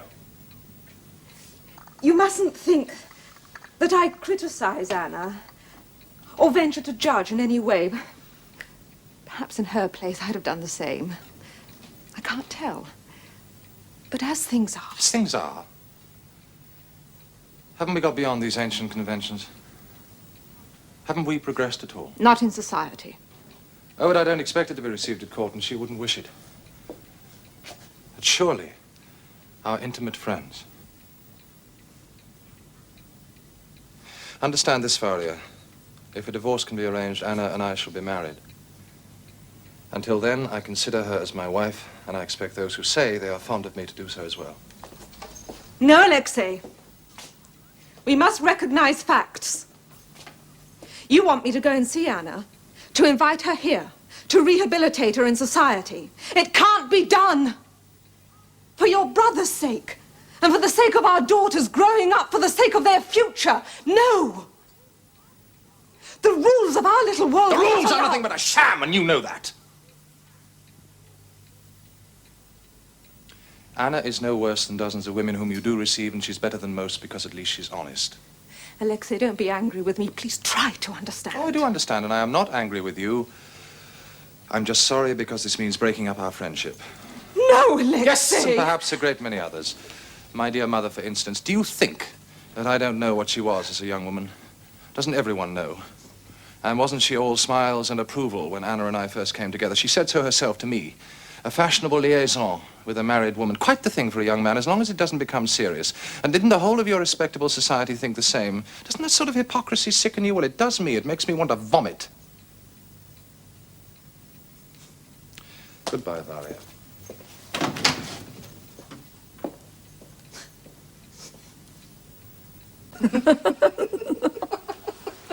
Yes, I'm sure. Oh. You're glad to be back in Petersburg, even if it does mean living in an hotel. It is a very good hotel. Oh, the best, precious, of course. But how I envy you the opportunity to visit Venice and Rome. Naples, a delightful romantic honeymoon in Naples. What could be more blissful? Florence was more blissful. More so than Naples, impossible. Oh, yes. To tell you the truth, Betsy, beautiful it may be, but Naples smells. Poor, smelly old Naples. I am disillusioned. But Florence? Smelly, too. Oh.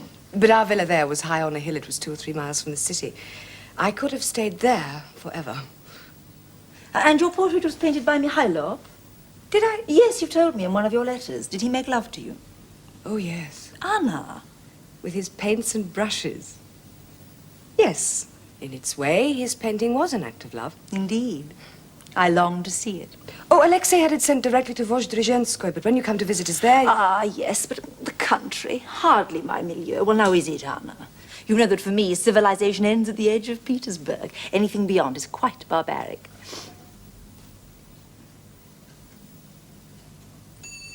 Heavens, I must fly. Will you not stay and dine with us? I want you to see my little Annie. She's grown. I'd love to, dear, but no. I have 10 appointments, and I'm late for every single one of them. Then I certainly mustn't keep you. You haven't told me about the divorce. When is it? Alexei, I did so hope to see you. Betsy, I am glad you came. Well, I ignore the conventions, as you are aware, but plenty of starchy people won't until you are married. And that's so simple nowadays. I was just asking dear Anna about the divorce. No divorce, Betsy. What? It isn't possible. That is a pity. Alexei, oh, I have to go now. When do you leave Petersburg? Friday. So soon. Difficile. Anna, I'll be in touch. Perhaps we can meet. I hope so. Yes. Well, I'll see you to a carriage. Oh, no, truly, there's no need. No? Then at least as far as the staircase.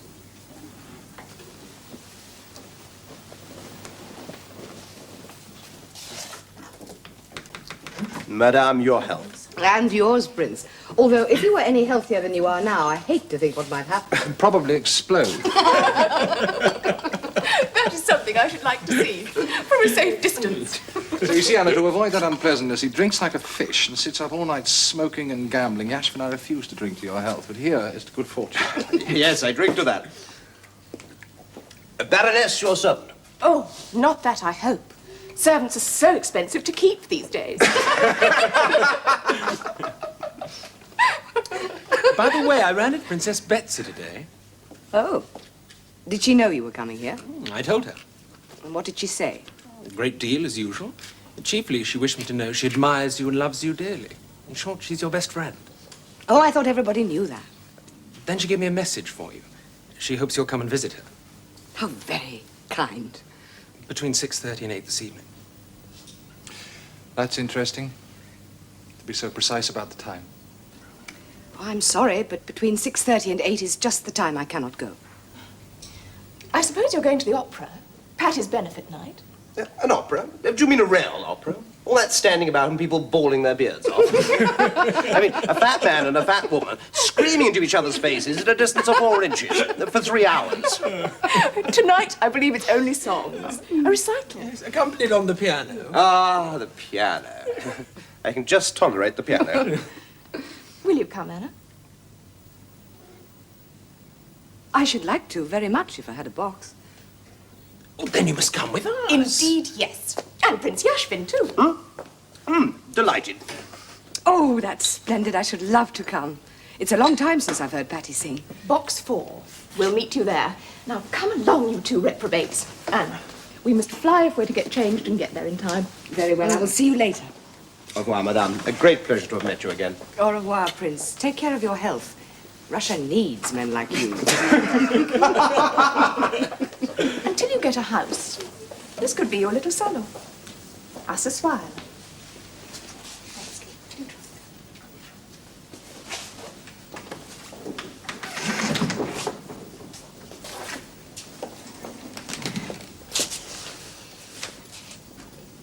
Are you really going to the opera?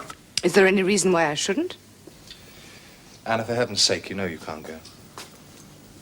Are you going? No? You don't wish to be seen with me? It isn't that. It is not that. Don't you realize? I don't care to. Am I a freak? I can't be seen in public, or do you think I ought to be ashamed to show myself? Well, let me tell you that I am not. Not for one moment. No matter what I've done. If it were all to do again from the beginning, I would do the same. What do I care for other people? For me, there is one thing that counts, the fact that we love each other. Or is that no longer a fact for you? Why don't you look at me? I am looking at you, and I see everything in the world that I care for and that I hold most dear. Now, this you must know because of what I do every day to prove it. And I am thinking only of you, and I beseech you, I entreat you Not to go to the opera with Paula, with Petritsky, Yashvin, you're very good friends. All three accepted everywhere in society. What could be more innocent and more trivial? Explain to me. Explain in simple terms why I should not go. Very well. It's Patty's benefit. It's a great occasion. Everyone in Petersburg will be there. Except you. And I am afraid for you. I'm afraid that if you do... Is that you, Anushka? Yes, madam. Well, come in, then. About this evening, madam. Would you draw me a bath, Anushka? I will come directly to choose a gown.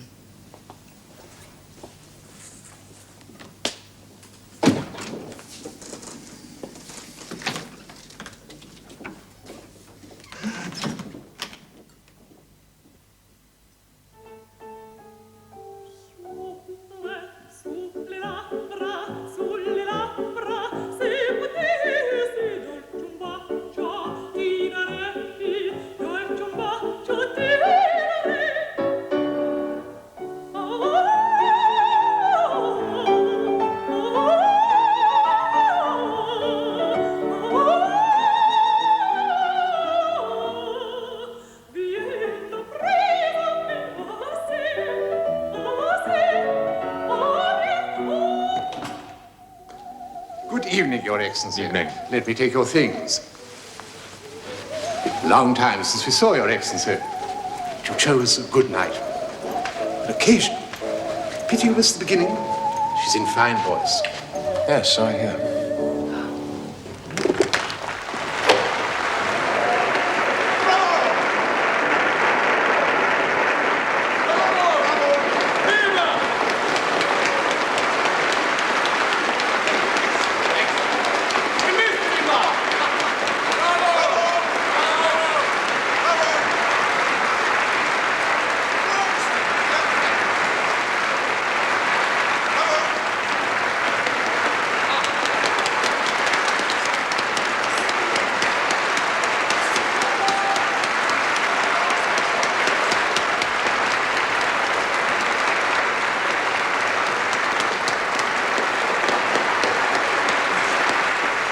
Well, Vronsky, soldier or no soldier, you're still part of the old set. Come and see us at the regiment. We can't let you off without a supper. Thank you, Colonel. I'd like that very much. You'll have to excuse me, though. My mother's here, and I still haven't paid my respects.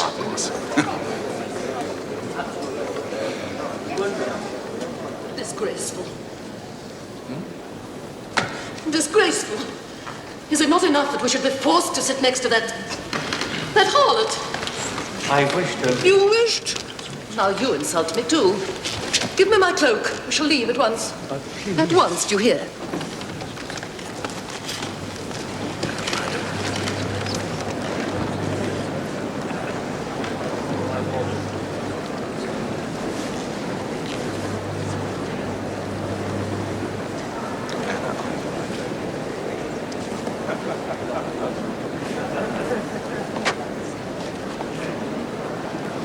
Damnation. Where's Vronsky? You know, Colonel, I think it's time we paid our respects to Madame Karenina. No, not I, old man. I mean, much as I'd like to, can't be done. Not in my position, you know.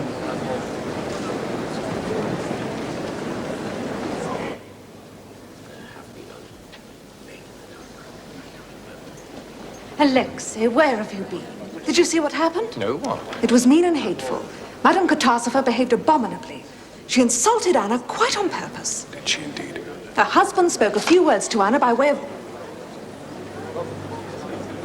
Alyosha, dear boy. Mother. How nice of you to come. I have a charming young girl with me who's pining to meet you.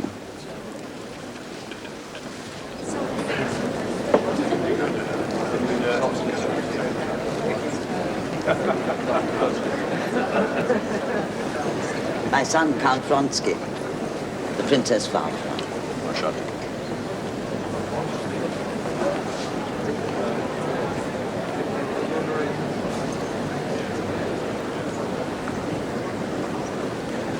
Of course.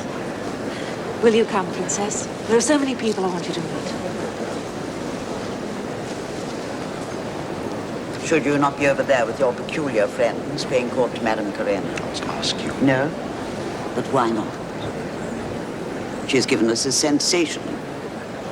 Patty is extinguished. The famous prima donna's nose is quite out of joint. Excuse me.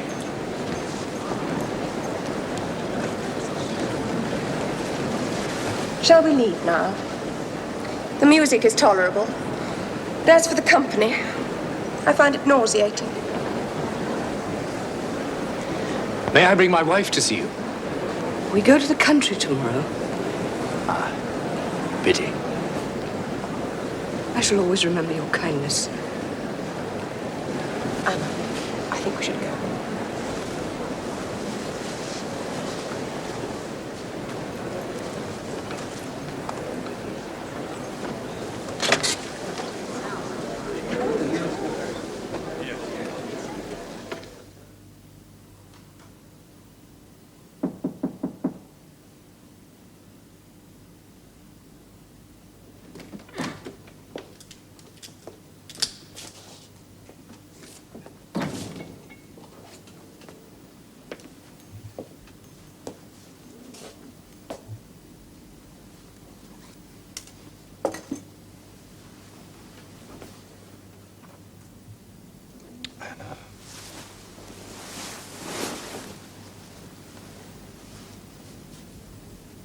was your fault. It was all your fault. Mine? When I begged and implored you not to go, I feared it would be unpleasant. Unpleasant? It was dreadful. As long as I live, I shall never forget it. She said it was a disgrace to sit beside me. Silly woman's chatter, that's all. And she called me a filthy name out loud in front of everybody. Why did you risk such a thing? Why did you provoke it? I am to blame. You should have been there beside me to protect me. Yes, I should have been. But you weren't because you don't love me. No, you don't.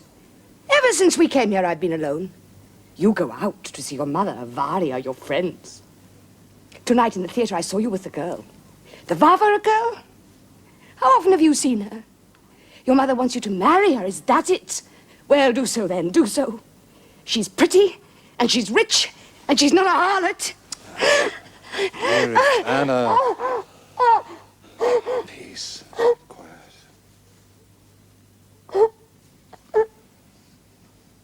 If I don't love you, why am I here? Why am I dressed like this? You see? You regret that. Oh, what a scrap. No more than you regret everything you've given up for me. You said this evening. Yes. And it was true. Even Seriosha. Oh, Alexei, I've been so wretched these last few days since I've seen him. You saw him? Why didn't you tell me? I realized that I'd never see him again. Never. Should have told me. Yes. I was afraid to. You seemed so cold. I thought you might think me tedious. Silly. If you don't tell me your troubles, how can I comfort you? Hmm? We are one person, man and wife. Now we're much more than that, because we only have each other. So, no more secrets. Love me. Love me, Alexei. That's all I ask. Love me. All would be well.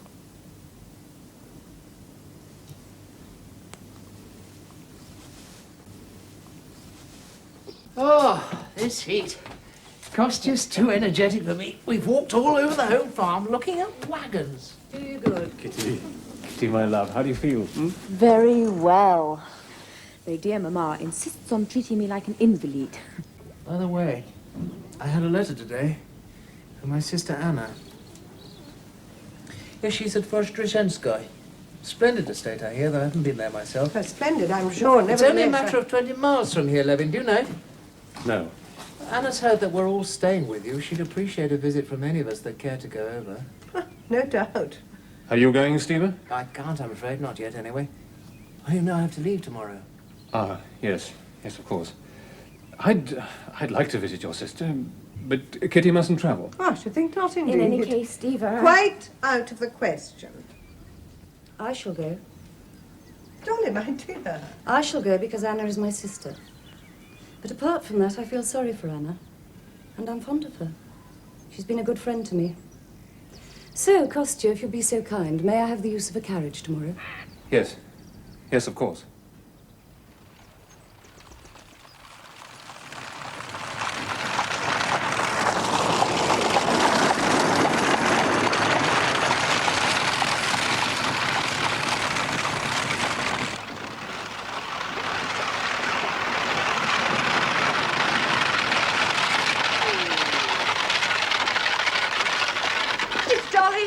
Alexei, it's my Dolly.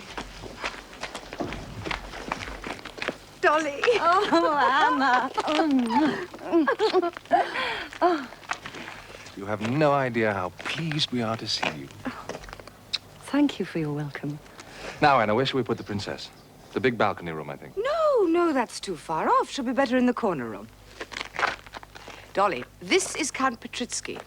He's a rogue and a wretch, but he's our very good friend. Pierre, my sister-in-law, Princess Oblonsky. Enchanted, Princess. Now, come along, come along. How was your journey? Well, I'm very tired. Well, Alexei, tell everyone that Dolly is here. We'll meet at luncheon.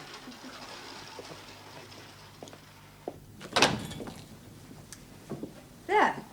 Will this do? Is this all right for you? It's extremely elegant.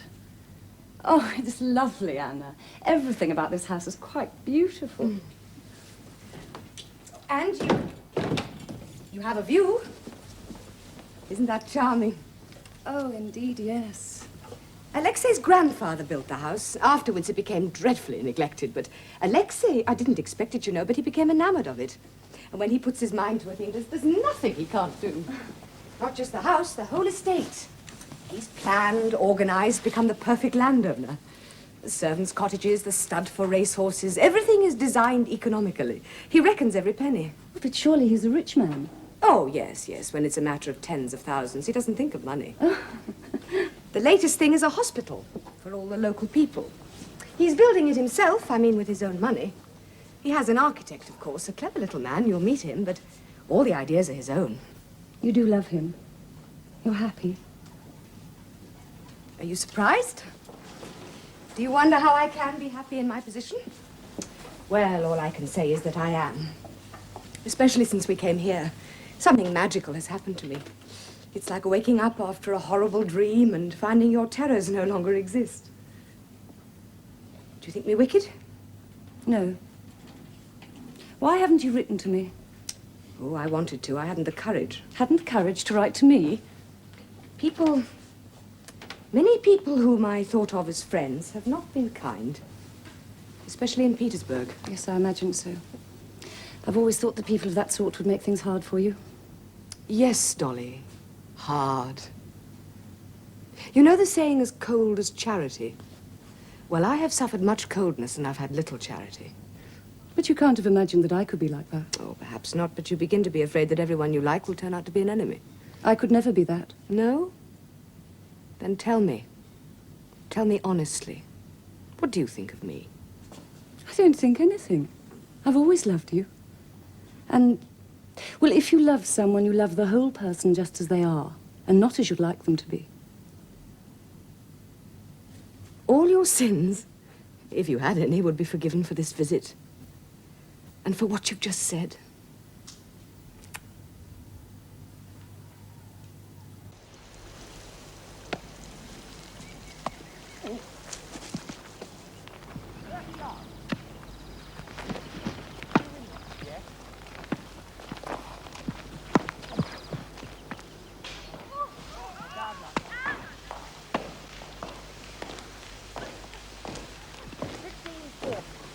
Would you like to walk on, or shall we sit here? Thank you.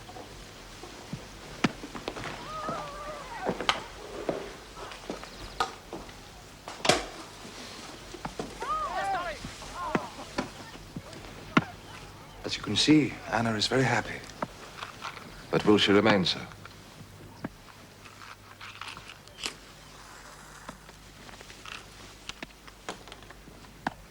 We're bound together for life. Everything will be held sacred. We have a child. We may have other children. The law is such that the implications are intolerable. My daughter is not my daughter, but Karenin's. The law says so. Someday we may have a son, and by law, he would be a Karenin. He would not be heir to my name or property. And the prospect is so bitter that... Well, I've tried to talk to Anna about it, but after everything she's been through, all she wants is to forget the past and ignore the future. She simply closes her eyes. And I mean really closes her eyes. I can see you've noticed. Well, I understand why. Besides, there's another thing that affects me. It's quite wrong for a man to idle his time away. He needs an occupation. But I hear you have so many.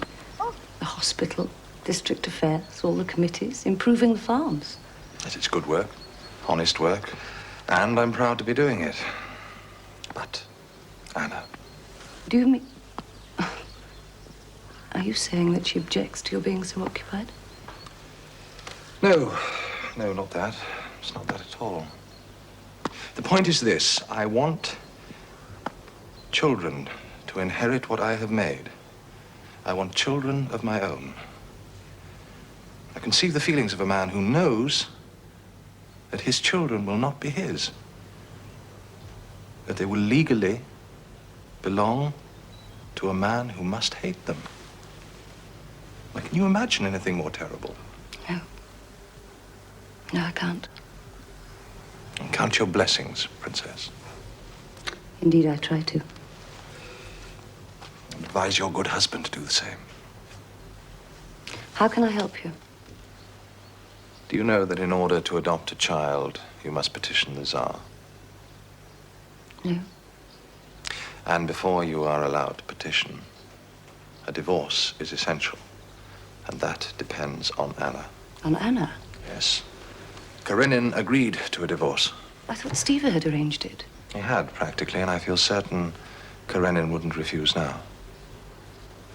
He said plainly that if she expressed the desire, he would agree. It's only a matter of writing to him. Then why... Yes, but it is Anna who must write. Anna.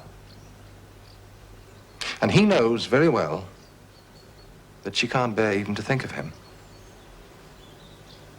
And yet she is the one who must write and appeal to his generosity. There's a sort of stubborn cruelty in that man. Well, then she must write, however painful it may be. You do see that? It's vitally important for her that she should, as it is for me. And you want me to try and persuade her? Dolly, I'm clutching at you quite shamelessly, in the hope of salvation. Then I will try. Of course I will. What puzzles me, though, is why she doesn't think of it herself.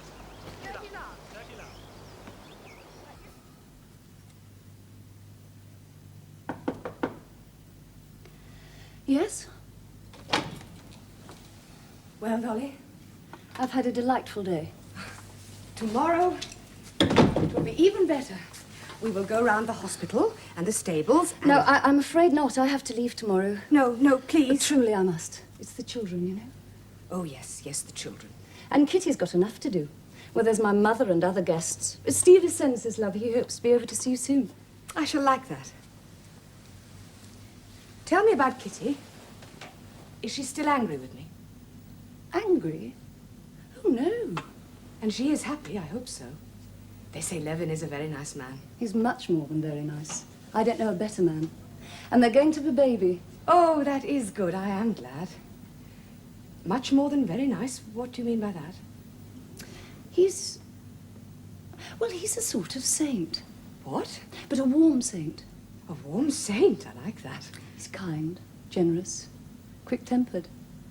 He affects to deny religion. A saint without religion? It's strange, isn't it? And yet all his ideas and his actions are those of a Christian man. Fortunate Kitty. Indeed, yes. But Anna, tell me about yourself. There's such a lot I want to hear. I've had a talk with Alexei, I know. I saw you walking together while I was playing that absurd game. So, what did he say to you? He said that he suffers on your account. And on his own, well, egotism, if you like, but a noble egotism. He wants to make your daughter legitimate and to be your husband. He is my husband. But legally. Anna, it's so important for you and for your children. What children? Why, Annie, and the others that will come. I shall have no more children. How can you know that? I shall not, because I don't intend to. But Anna... But Dolly, are you really so ignorant? Oh, well, I was too, but after my illness I spoke to the doctor, the specialist, and he told me of certain means by which a woman can avoid conception. Impossible. Haven't you ever wondered why some women never have more than 1 or 2 children? Yes. Yes, I have. But I thought it was... Nature was kind, sometimes perhaps, but science is more reliable. Oh, you are horrified. It is quite harmless, you know. But isn't it immoral? Why? Don't forget I have a choice of two alternatives. Either to be with child, that is an invalid, or to be the friend and companion of my husband. Practically my husband. For you there might be objections, but for me? Remember, I am not his wife. He loves me, as long as he loves me. And how am I to keep his love? Like this? Think of your life, Dolly, before you condemn me. Oh, I don't condemn you. It's just that Why should I wish for children? Think what they would suffer.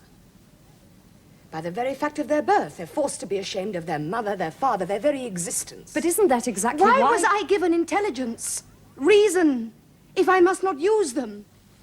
To avoid bringing unwanted children into the world. I was going to say, isn't that why you should get a divorce if it's possible? Yes, if it's possible. But surely your husband consented. Steve told me that I don't want to talk about it. Why not, Anna? Why not? I'm sure you look too much on the dark side. I try not to look at all. But you ought to do everything possible so that you can marry Count Vronsky. Then if you have children, the children he so desperately wants... What can I do? Nothing. You tell me to marry Alexei. Do you imagine that I don't think about that? Not one day, not 1 hour passes without my thinking about it. I try not to because it may drive me mad. Drive me mad, so... I can't sleep for thinking. So I take morphine. Because, you know, we must sleep. But the trouble with morphine, laudanum, whatever you take, it... Oh, never mind about that. Let us talk calmly about divorce. In the first place, my husband would not agree. He did, though. Oh, not now. He's completely under the influence of a religious fanatic.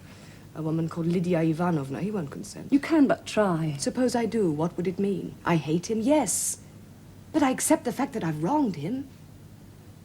So I depend upon his generosity, and I humiliate myself by writing him a begging letter. Then what happens? I receive either an insulting refusal, or I get his consent. Good. I get his consent, but my son... They will never let me have Seryoja. And he will grow up despising me in the house of his father. He will know, finally, that I have abandoned him. Oh, Anna, surely this is happening in any case. No, it's not final. As long as... Dolly, please understand this. I love two people. Equally, I think, but both more than myself. Two people. Alexei, Seryoja.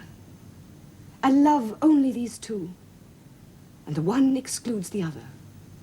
I can't have both, but I need both. So nothing matters. Nothing. It will all end one way or another. I don't know how, although sometimes I think I do. But that's why I don't like to talk about it. So don't reproach me. Don't judge me.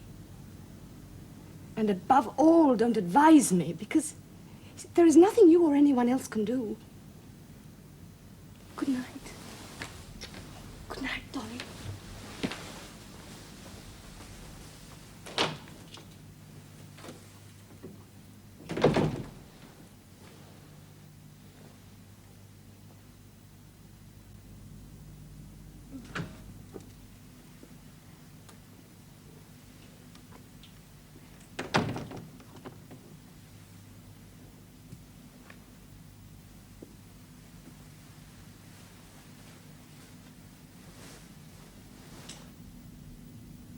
Did you have a talk with Dolly?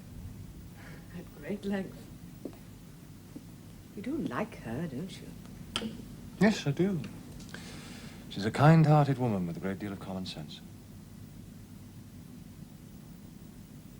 Well?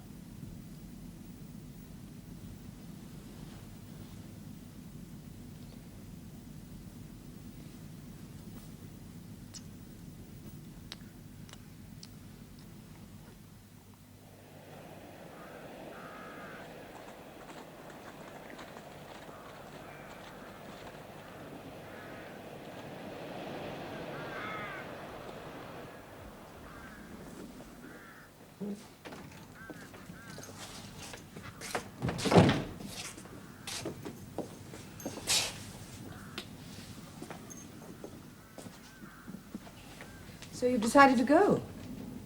It was decided weeks ago. I hoped. I just thought you might change your mind. You know that's impossible. You have said that several times. The elections are so important that you have to be there. Why are they so important? Not for me? Well, yes, for you. Have I not told you that too? I don't remember. Then I'll remind you, these are the nobility elections in our province. And for various reasons, they've attracted a lot of public attention. Eminent people will be there from Petersburg, Moscow, even from abroad. We are to elect a new marshal, and as one of the leading landowners in the province, it's my duty. Ah, that's it. Now I remember. I know duty came into it somewhere. Will there not also be concerts, dinners, balls? I believe so.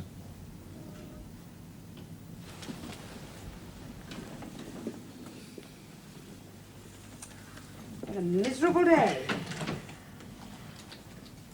How long will you be gone? 4 or 5 days. And 4 or 5 nights. Naturally. And then? I beg your pardon? How soon before you go away and leave me again? Well, I shall have to go to Moscow quite soon to see about the house. Oh, yes, yes, the house. That is, if you still want to spend the winter there. If you go to Moscow, I shall come too. I will not stay here alone. There is no question of that. Isn't there? Won't there be other duties? Yes, you'll come home for a day, but then you'll go again, the way all men do. Tell me about the elections. Do the other men take their wives? Some of them, I suppose, yes. So they can go to the concerts and the dinners and the balls. Alexei, I have to tell you something. We must either separate or we live together all the time. I agree, Anna, and you know that is all I desire, but to make it possible... I must get a divorce. Very well, very well. I will write to him. I will write. But when you go to Moscow, I will come too.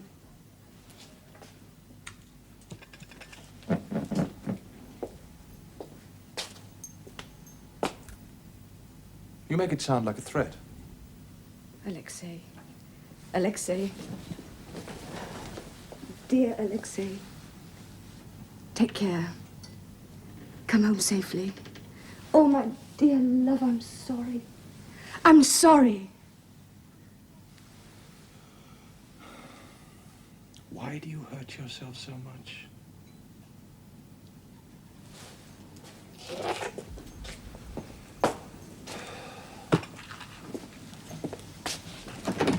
God go with you.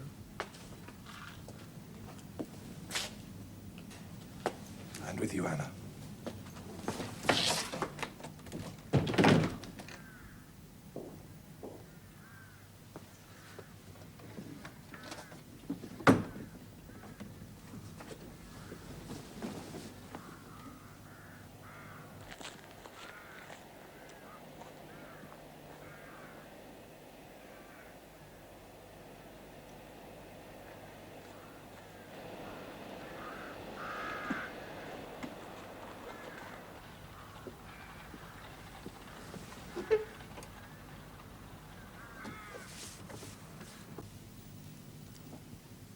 So finally and at last she begs for a divorce. Have you made up your mind? Not yet. I have to take into consideration the implications, all the implications. The circumstances are considerably changed. Indeed they are, my dear friend. Moreover, if I may presume, you will wish to seek guidance. Guidance? From the being who never fails us when we seek his counsel and blessing.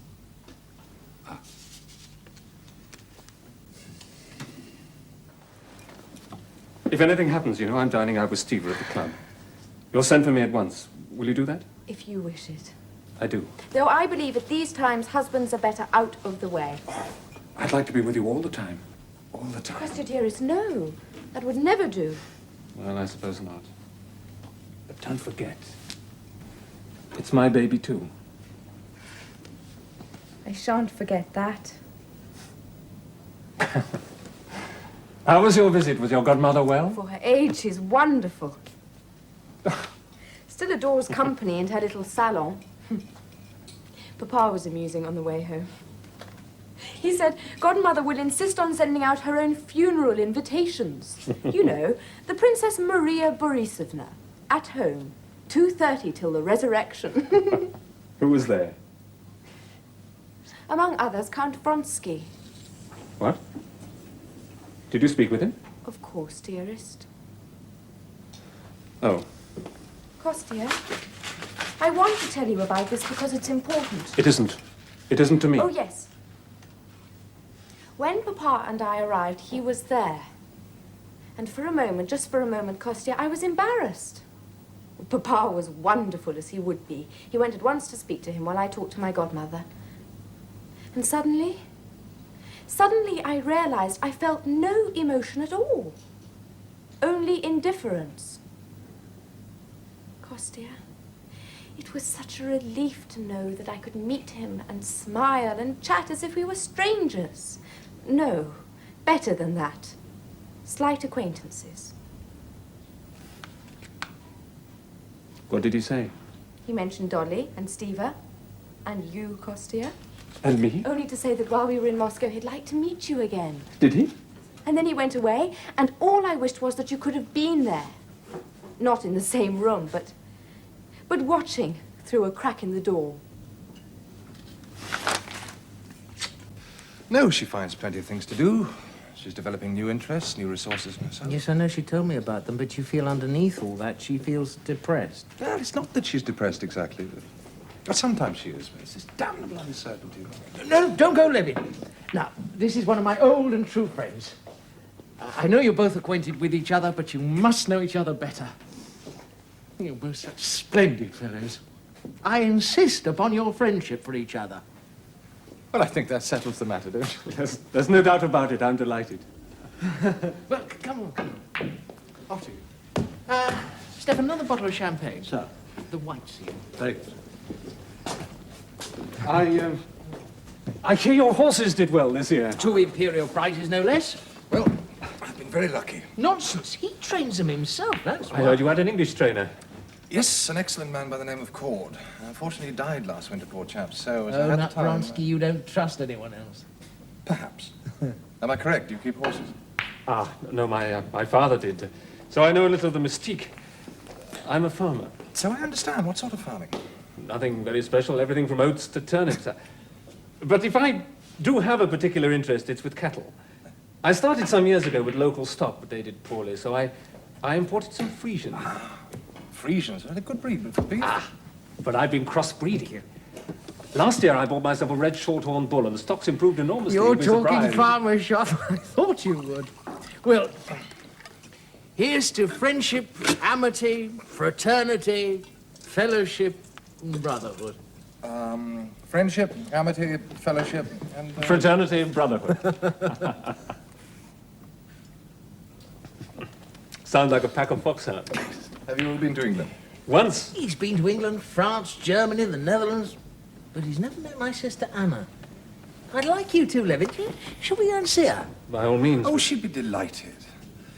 Look, I'd come with you, but I'm very worried about Yashvin. Huh? He gambles. Now, it's understating the case. He's in there now throwing his money about like a drunken sailor. Oh, he's losing then. Well, he was when I last saw him, and I'm the only one who can keep him in check. Well, let's finish the bottle first. There may be another one. What do you say?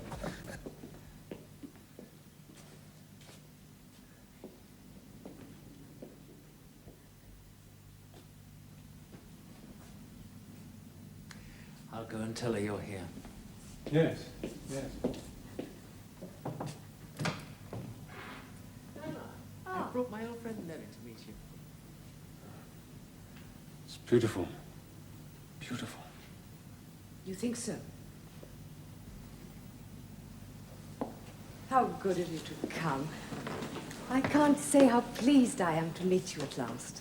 I feel most honored. It seems as though I've known and liked you for a long time.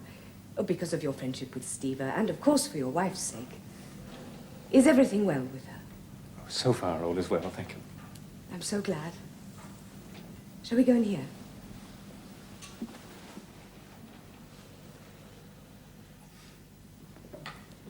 Oh, yes, indeed, but, This is my little English companion, Susan Cord. how do you do? How do you do, sir? Would you go into the drawing room and order tea for us, say in 10 minutes? For real, Mum.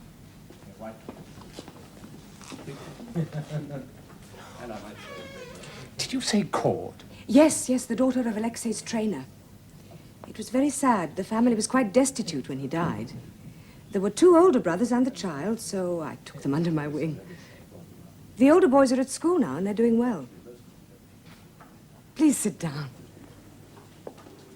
Levin, you know Vorkoyev, don't you? Yes, yes, indeed. You publish my brother's books. I have that privilege. Tell me, it's 10 o'clock. I know. Papa came home from the club an hour ago. Did you see Kostya? Well, of course, he was with Stephen.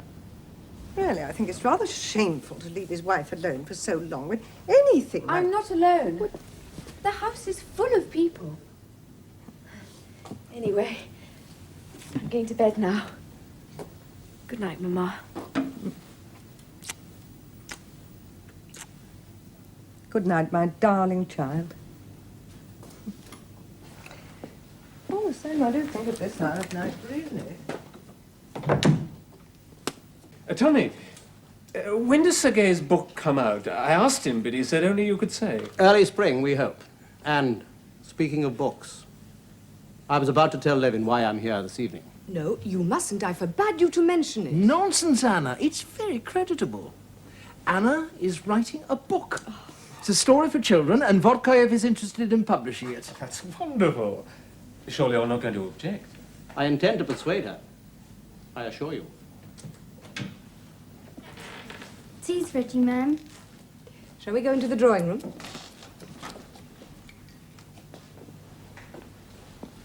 Now, going back to what you were saying about authors... Oh, yeah, well, that was a joke. Yes, but still... Yes, but still there are authors, you see, and some of them very good authors. So? And their work sells everywhere. So you're a writer? What they do... I find that enormously interesting. I write for the same reason that I read. I adopt orphans and I embroider handkerchiefs. I have nothing useful to do. Surely writing is useful, providing it's creative. Shall I tell you about my writing? It reminds me of those little baskets that convicts make in prison. A woman I know was chairman of some society, and she used to sell them to her friends. The prisoners, you see, they had nothing useful to do in their cells, so they made these objects.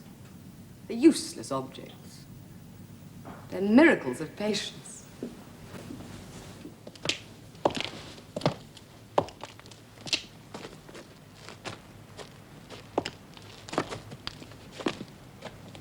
Well, old fellow, what did I tell you?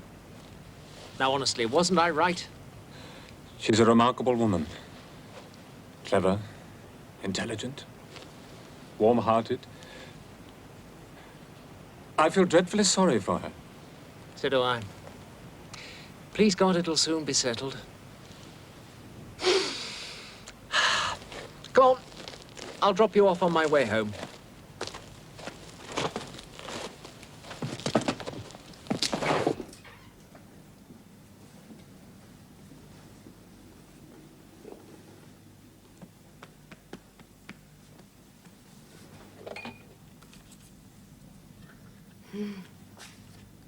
Young man.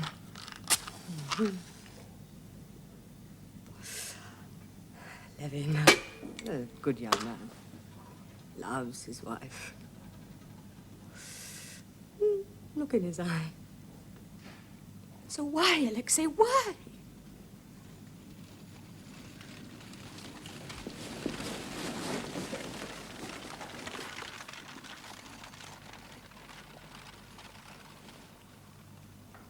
Alexei, can't you see? I must not be left alone.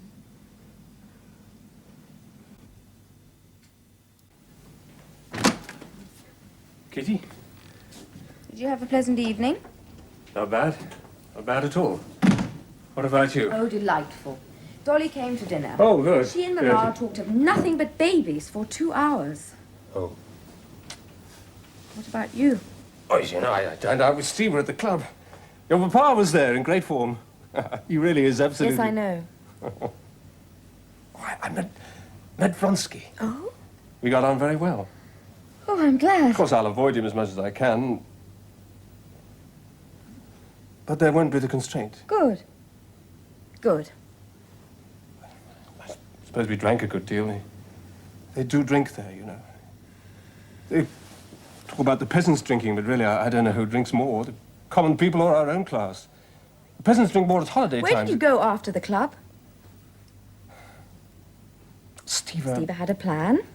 He insisted that we went to see his sister, Anna Arkadyevna. Oh! Oh, now, you won't be angry, I know. Stephen implored me to, and Dolly, as you know, had always Do you hoped... like her? She's charming. Very charming. And very much to be pitied. She sent you her good wishes. Did she? Did she indeed? What's the matter? You've fallen in love with that hateful woman. Yes, you have. I can see it in your face. She's bewitched you. She bewitches everyone. Where will it end? You go drinking and drinking at the club and gambling. No. Yes. And then you went to her. To Anna, of all people. I thought you knew about her. She's fatal. Oh. Kitty, what is it? What is it? Are you... Oh, Kostya, if you love me, you do love me, don't you? No, I do. Of course I do. Then I think you'd better send for Lizaveta Petrovna. Lisa who? The midwife, stupid. And perhaps the doctor. Don't be frightened. Please. You mustn't be frightened. I'm not afraid. I'm not a bit afraid. What about your mother? No, don't disturb her. Fetch my maid and send for Lizaveta. Oh, God have mercy on us. Pardon us and help us. Pardon us and help us.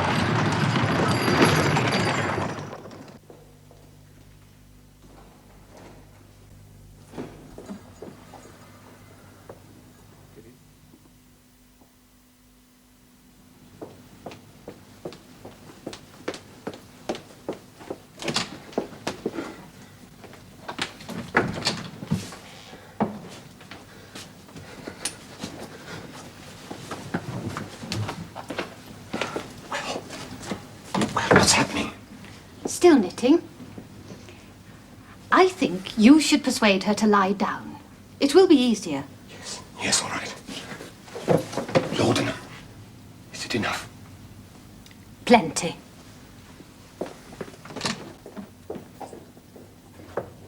Kitty, What is it, dearest? don't you think you should...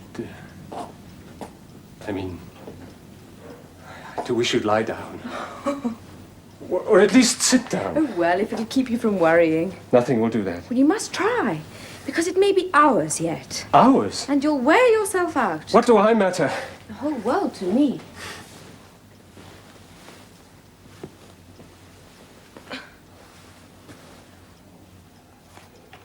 Kostya, I want to tell you something.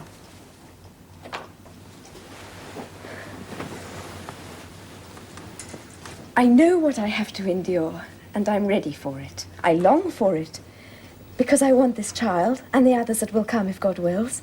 If God wills?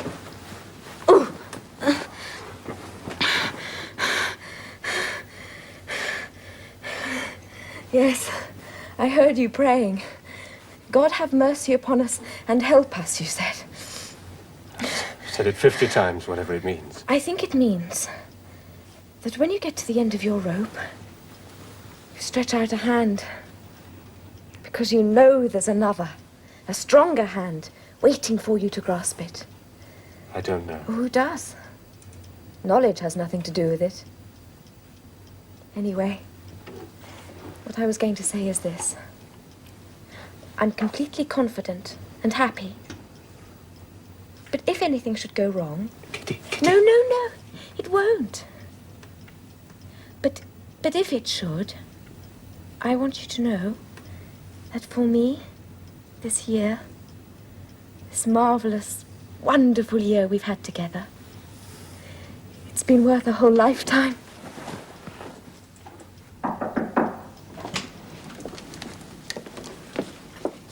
Here's the doctor come, the good soul. Well, there's nothing for him to do. And your mother's up and would like to see you. Of course. And your father's up and dressed and walking about downstairs. Would you not like to go and keep him company? Bless you, my darling.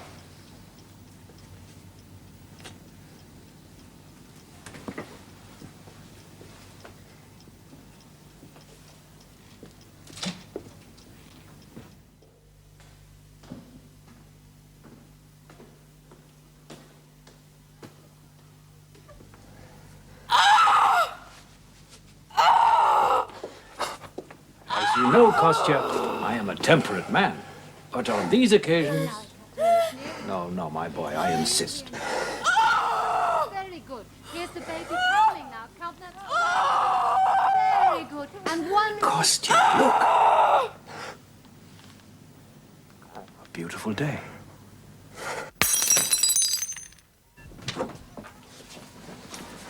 Alive! Alive and a boy! Kitty! Kitty! No. Shh.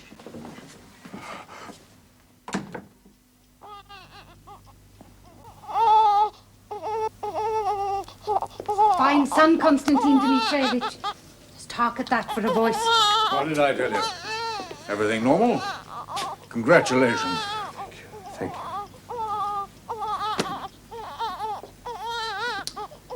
That went very well. Satisfactory. Well? Well, Kostya? Don't you think I'm a clever girl?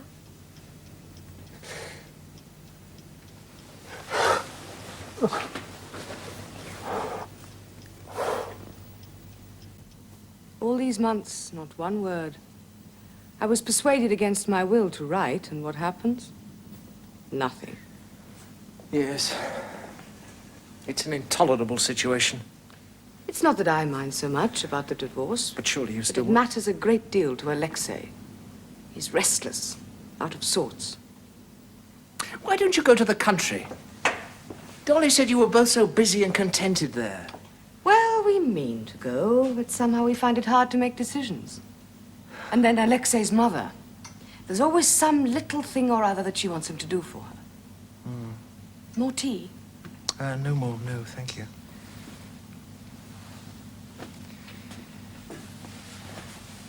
The Countess lives out of Moscow, doesn't she? Yes, at Oberalovka. Do you see her? Oh, you know better than that, Steve. So nothing changes. Sometimes I think it never will. But it occurred to me that as you're going to Petersburg anyway... You want me to see your husband?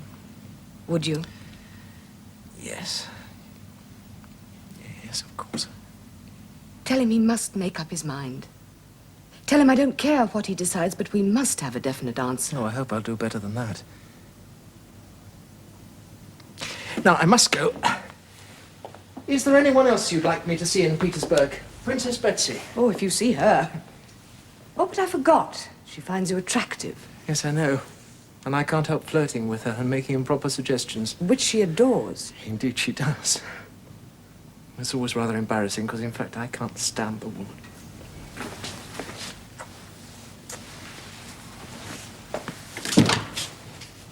There is someone else I would like you to see. Yes. Seryoja. See him if you can. Find out if he's well, if he's happy. I want to know all about him. That's a tall order. Steve, I want to know if he remembers me. Well, I want to talk about Anna. Oh.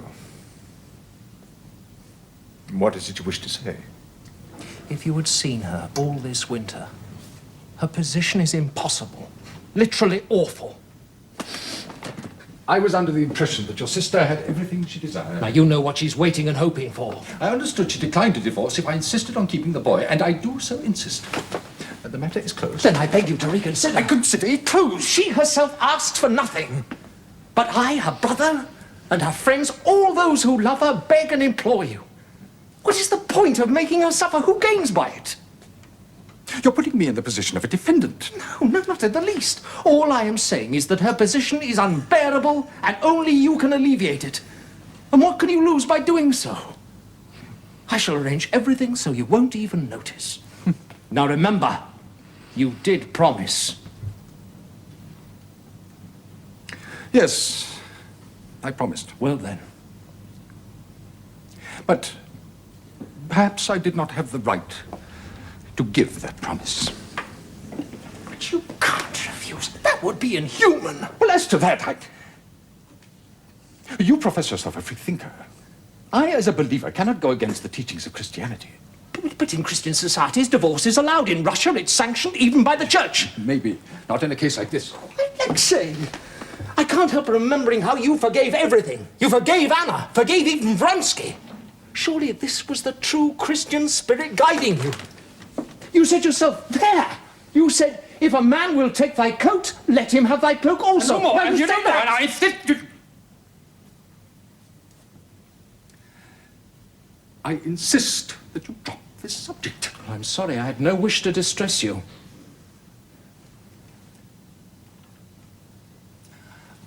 I must think it over. I must seek guidance. The day after tomorrow, I shall give you my final answer. Well, that's all I wanted to hear, but I hope it'll be good news.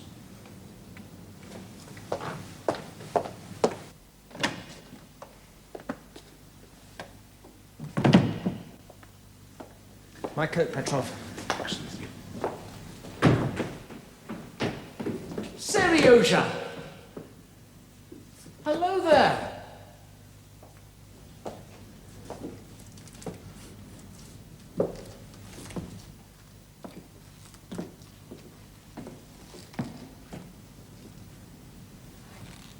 Well, do you know who I am? Yes, Uncle? Good. You haven't changed much either. Oh, bigger, of course, and a good bit stronger, I shouldn't wonder. I am pretty strong. Not as strong as Vronsky, of course. Who's Berensky, the school Hercules? Will you call him Sam? Sam? Short for Samson. But I can stand on my hands. And he can't. Well done, you. Look, I'm just going. Will you see me out?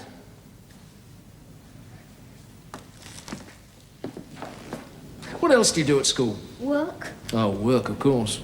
Any games? We have a new one now for when it rains and we can't go out. It's called Railways. How does that go? Well, two boys sit on a bench, they're passengers. And another one stands up on the bench. And all the others lift it up. We go tearing through the rooms. We open the doors first, you see. I should hope so. Good sport. Yes. You have to watch out when the train stops all of a sudden or when someone falls down. Bet that's no joke. I've been the guard 3 times. Ah, you're a warrior. Thank you, I'll carry them. Yes, you're a warrior. Oh, I wish your mother could... Do you remember your mother? No. No, I don't. Well, all I Why want... should I? Leave me alone.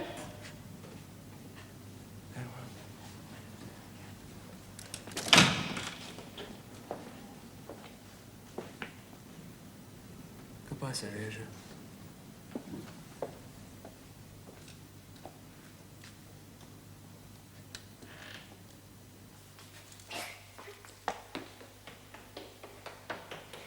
And then I thought, why go on waiting here for a decision? Won't it do just as well in the country? I can't wait any longer. And why should we? Don't you agree? I do, indeed. What did you do at your dinner party? Who was there? Oh, usual crowd. Yashvin, Gagin, Minovsky. A few men I didn't know. Provincials, I think. No women? Yes, there was one.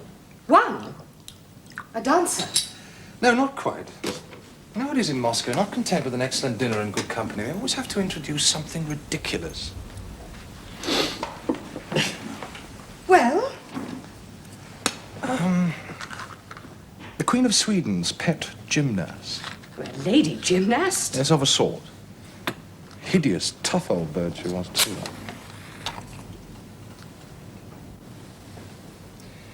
Well, when are we off? And that's too absurd. What did she do? Gave a display of her art, if you can call it that. Exercises? Most energetic. Disgusting. Well, not really. It's rather tedious, actually. When were you thinking of going? And the sooner the better. Not tomorrow, I'm afraid, but I could be ready the day after. Good. Oh, now wait a moment. That's Monday. I'll have to see my mother, I'm sorry. Oh. Tell me, is the Princess Sorokin still with her? Yes, I believe so. I see. Could you not see your mother tomorrow? Sunday, no. The business is to do with the power of attorney and the money won't be ready. Oh, then we won't go at all. Why ever not? I shan't go any later. It's Monday or it's not at all. Why ever not? Because you don't speak the truth. Yet you're always boasting of your honesty. I never boast. And I don't tell lies. And it's a great pity if you can't respect that. Respect was invented to cover up indifference. If you don't love me anymore, say so. Tell me to my face. That at least would be honest. This is beyond endurance. Whatever I do, whatever I say, you make an excuse for a quarrel. Look, I have a great deal of patience, but by God, Anna, it has its limits. What do you mean by that? You seem determined to tear us both to pieces, and I cannot stand it any longer. I will not tolerate suspicion and abuse without any reason. Now, you just tell me, plainly, and without any hysterics, what is it you want? That you shouldn't desert me as you are thinking of doing. I can see it. I can see it in your eyes. Hatred, the desire to be rid of me. You ask what I want? I want nothing but your love. And that has gone, so everything is over. It's finished.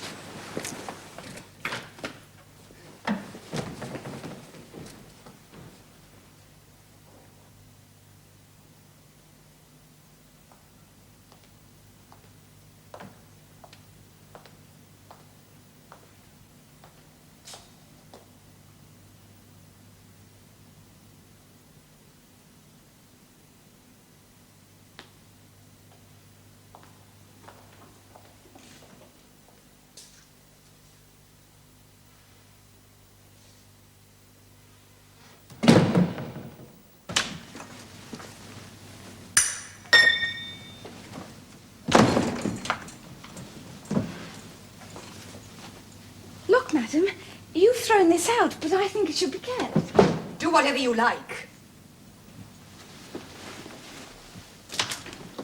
Anushka. Yes, madam. If Count Vronsky wishes to see me this evening, would you ask him not to come in? I have a bad headache.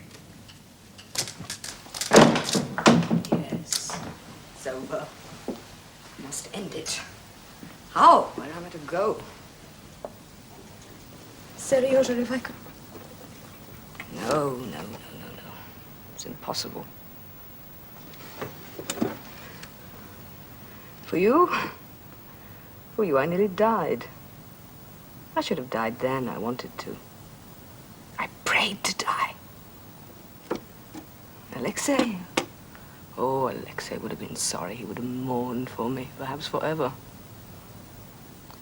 But now, would he mourn? Would he pity me? Would he suffer if I...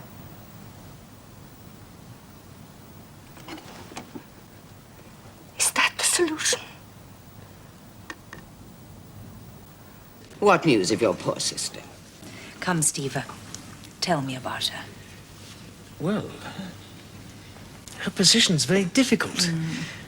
See, She falls did between- what everyone else does, except me. Only they hide it. When they can. She did even better by throwing over that half-witted Karenin. Well, I saw him yesterday, and he seemed to me to be greatly changed. For the worse, if that's possible.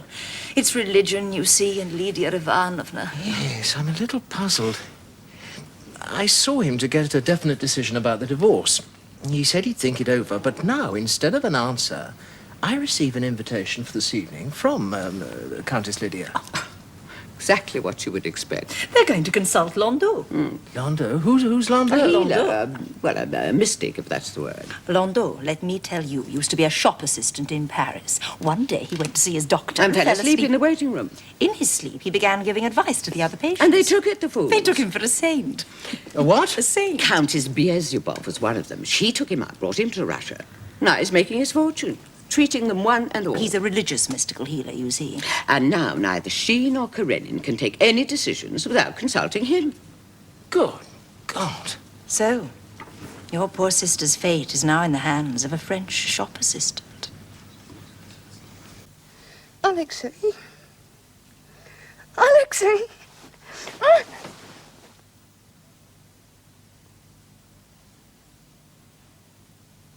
He didn't come. Oh, I said he was not to come, but if he'd loved me, he would have come anyway. No, it's finished. What is left to us? Punishment? How?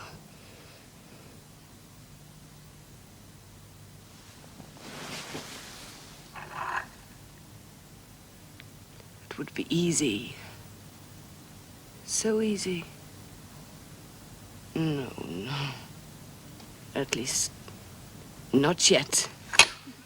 No.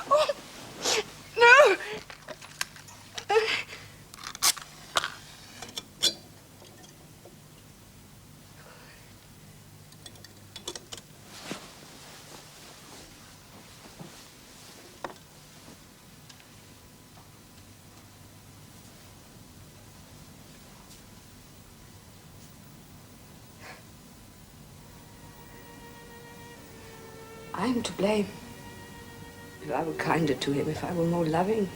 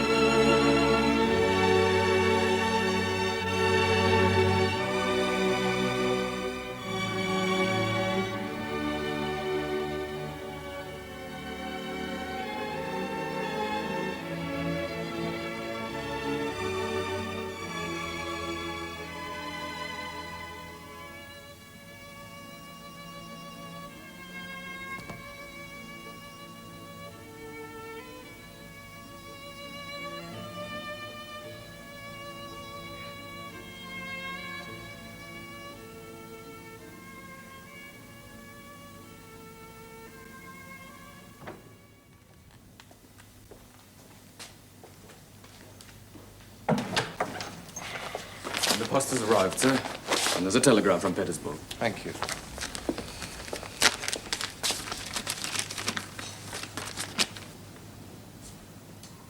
Any answer, sir? No, not yet. Good morning. Morning. Some coffee here, for Madame. Thank you, no.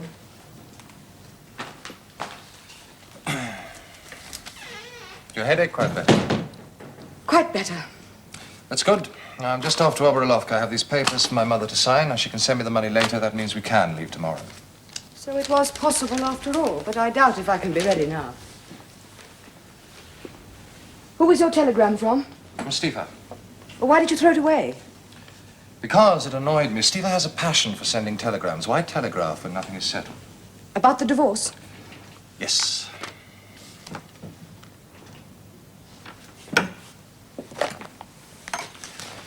She says, could get nothing definite out of him, promises definite answer tomorrow. I really feel sad. Definite answer tomorrow. Very little hope, but we'll do everything possible and impossible. Well, I would say that that's as nearly settled as anything can be. If so, you can understand why I was vexed. Not, I imagine, on my account. For us both. As I said yesterday, I don't care when I get the divorce or whether I ever get it. So why are you so concerned? For your sake. Whether you wish it or not. And that of the children we may have. Oh, well, if it's only that you want sons to carry on your name. I said for your sake. Most of all for your sake. Do you think I can't see why you get depressed and miserable? Why you're so irritable and ready to quarrel for the slightest thing? It is all due to the uncertainty of your position. If I am irritable, that can't be the reason. I am entirely in your power. What is uncertain about that?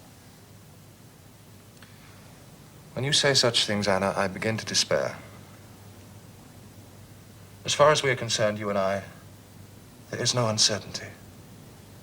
But in your imagination, there is. You imagine that I consider myself free. Well, as far as that goes, you can set your mind at rest. It's a matter of complete indifference to me what your mother thinks, or what girl she wants you to marry. Ah, so it's that again. Precisely that. I've told you at least 50 Let me times. tell you, a heartless woman, mother or no mother, is despicable. I want nothing to do with her. Not speak like that of my mother. If a woman tries to undermine her son's happiness, honor, I say it again, she has no heart. It's enough, Anna, enough. Your mother... Be quiet! You dare to order me! I forbid you to insult my mother, whom I love and respect. You do neither. This is all talk, talk, talk. Very well, it's quite clear that We have to make up our minds. Mine is already made up. Tell me, how can we live together if we do nothing but quarrel? Who would wish to?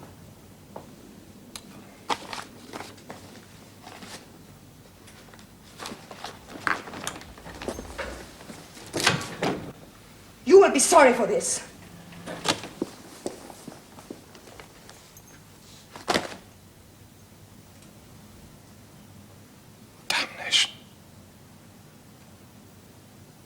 will not be threatened.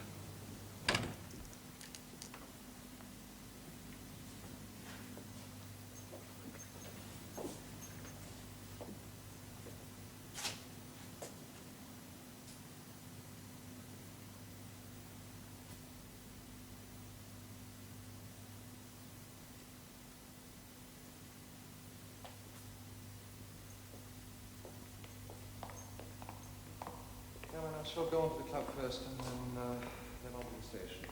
I'll pack the rest of my things and make sure the carriage is sent back immediately afterwards in case of damage. Very well.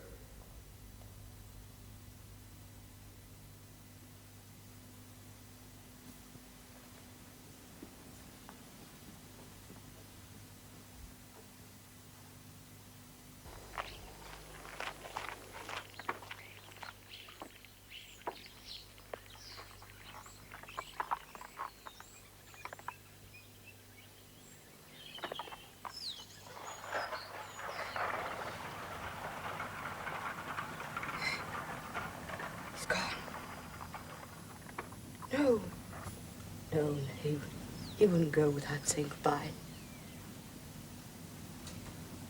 He has gone. Alone. He knows I mustn't be alone. Can't be alone.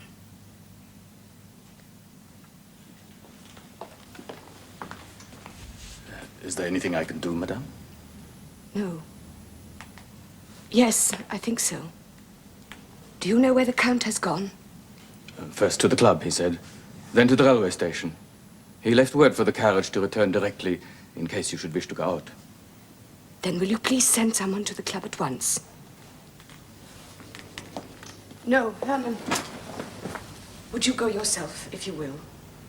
Would you tell him I must see him urgently before he leaves for the station? Would you tell him it's very important?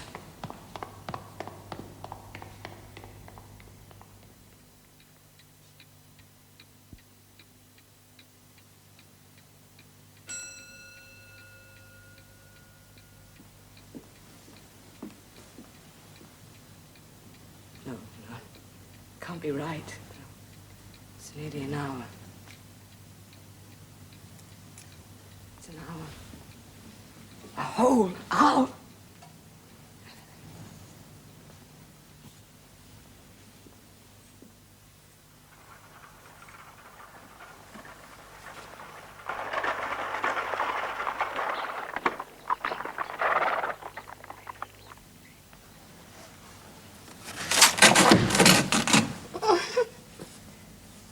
I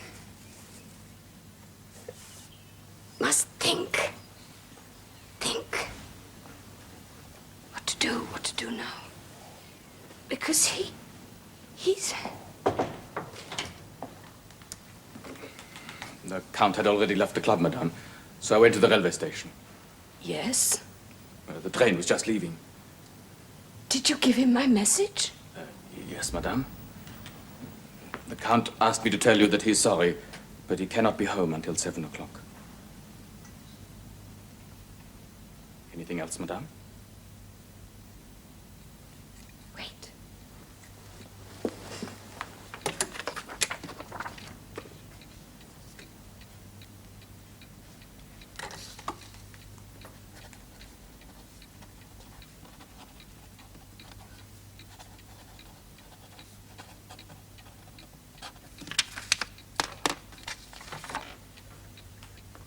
Would you see that this telegram is sent immediately?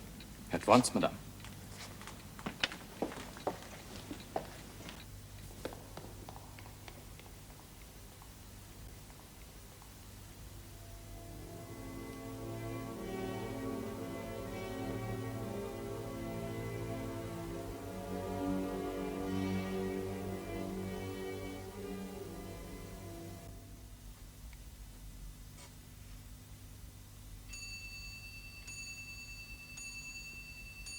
Anushka?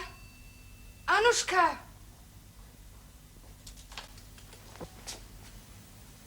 Are you sure there has been no telegram for me? No, madam. I just told you.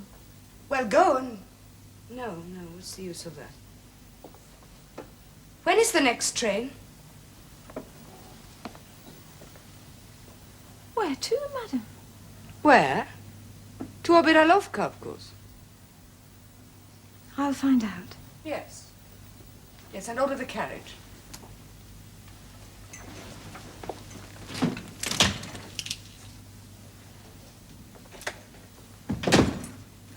Oh, he's there. He's calm, he's happy. He's with the old woman. And the girl. He's making love to the girl. I saw them settling it between them this morning. He doesn't care. Doesn't care how I suffer.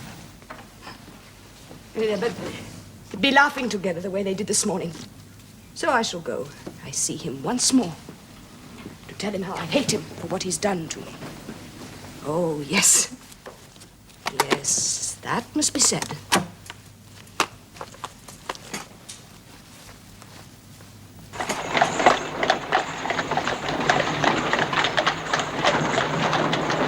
And even supposing that I am mistaken, that I only imagine horrible things, so I implore him to forgive me. I confess myself in the wrong. What then? It will all be the same the next time. Worse each time. So, what is it I want? Divorce? Marriage? Oh, he'd go through with it because he's honorable, but the zest has gone out of it for him. Oh, yes, that's quite clear. And I? If I could be anything but his mistress? But I don't want more than that. No, if we were married, he would treat me kindly, gently, but only from a sense of duty. I would rather be hated, outright, honestly, as people hate each other all over the world. It's the same, everywhere, always.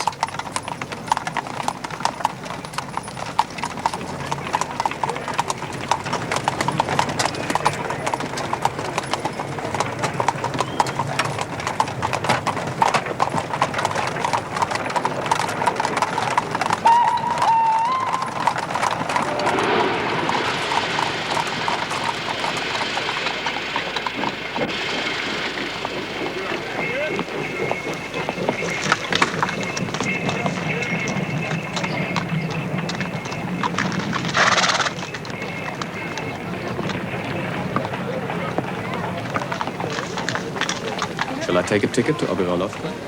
What? Oh, yes, certainly.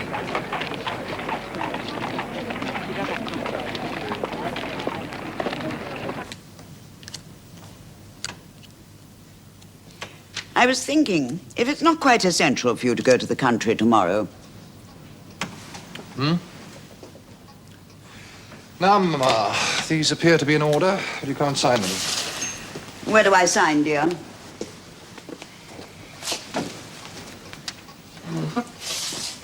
There, there, and there.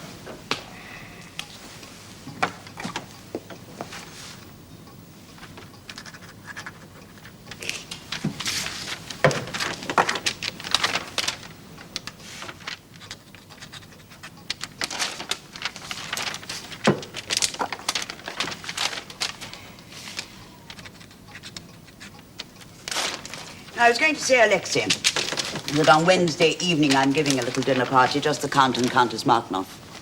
And the Princess Sorokin, of course. An attractive little thing, is she not, and her fortune. Now, Mama, I have already told you. Thank you. Not bad news, I hope? No, not particularly. But I think I shall have to get the next train back. Oh, no, that's too bad. Is it so important? Yes, I have a feeling that it is.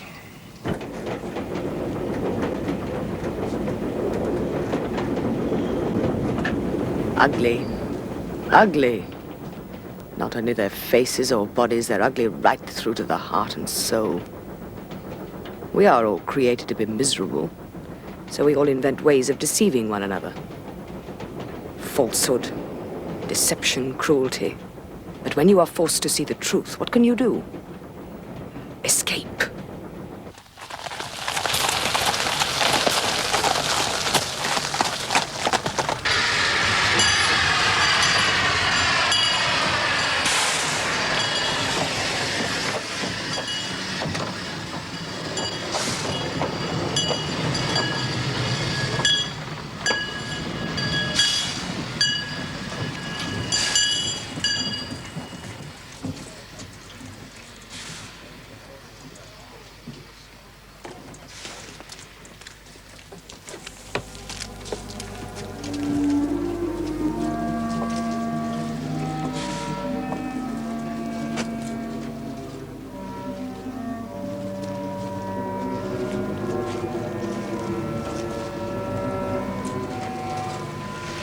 odious, vile.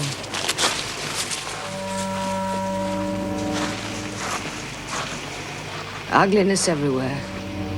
A world full of hideous people.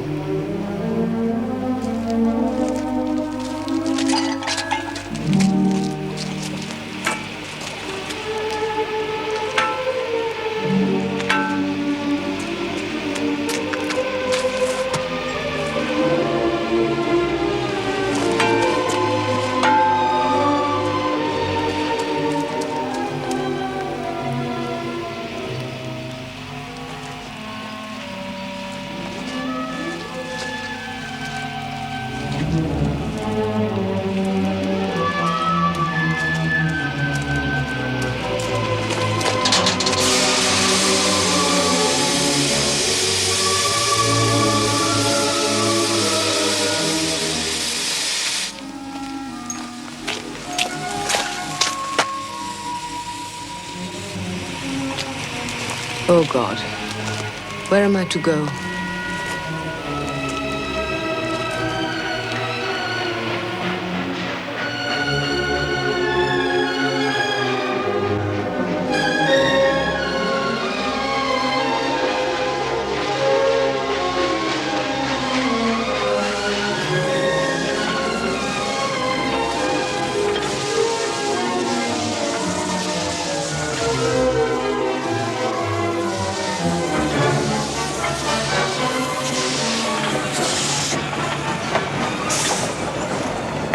There's nothing more to do or see.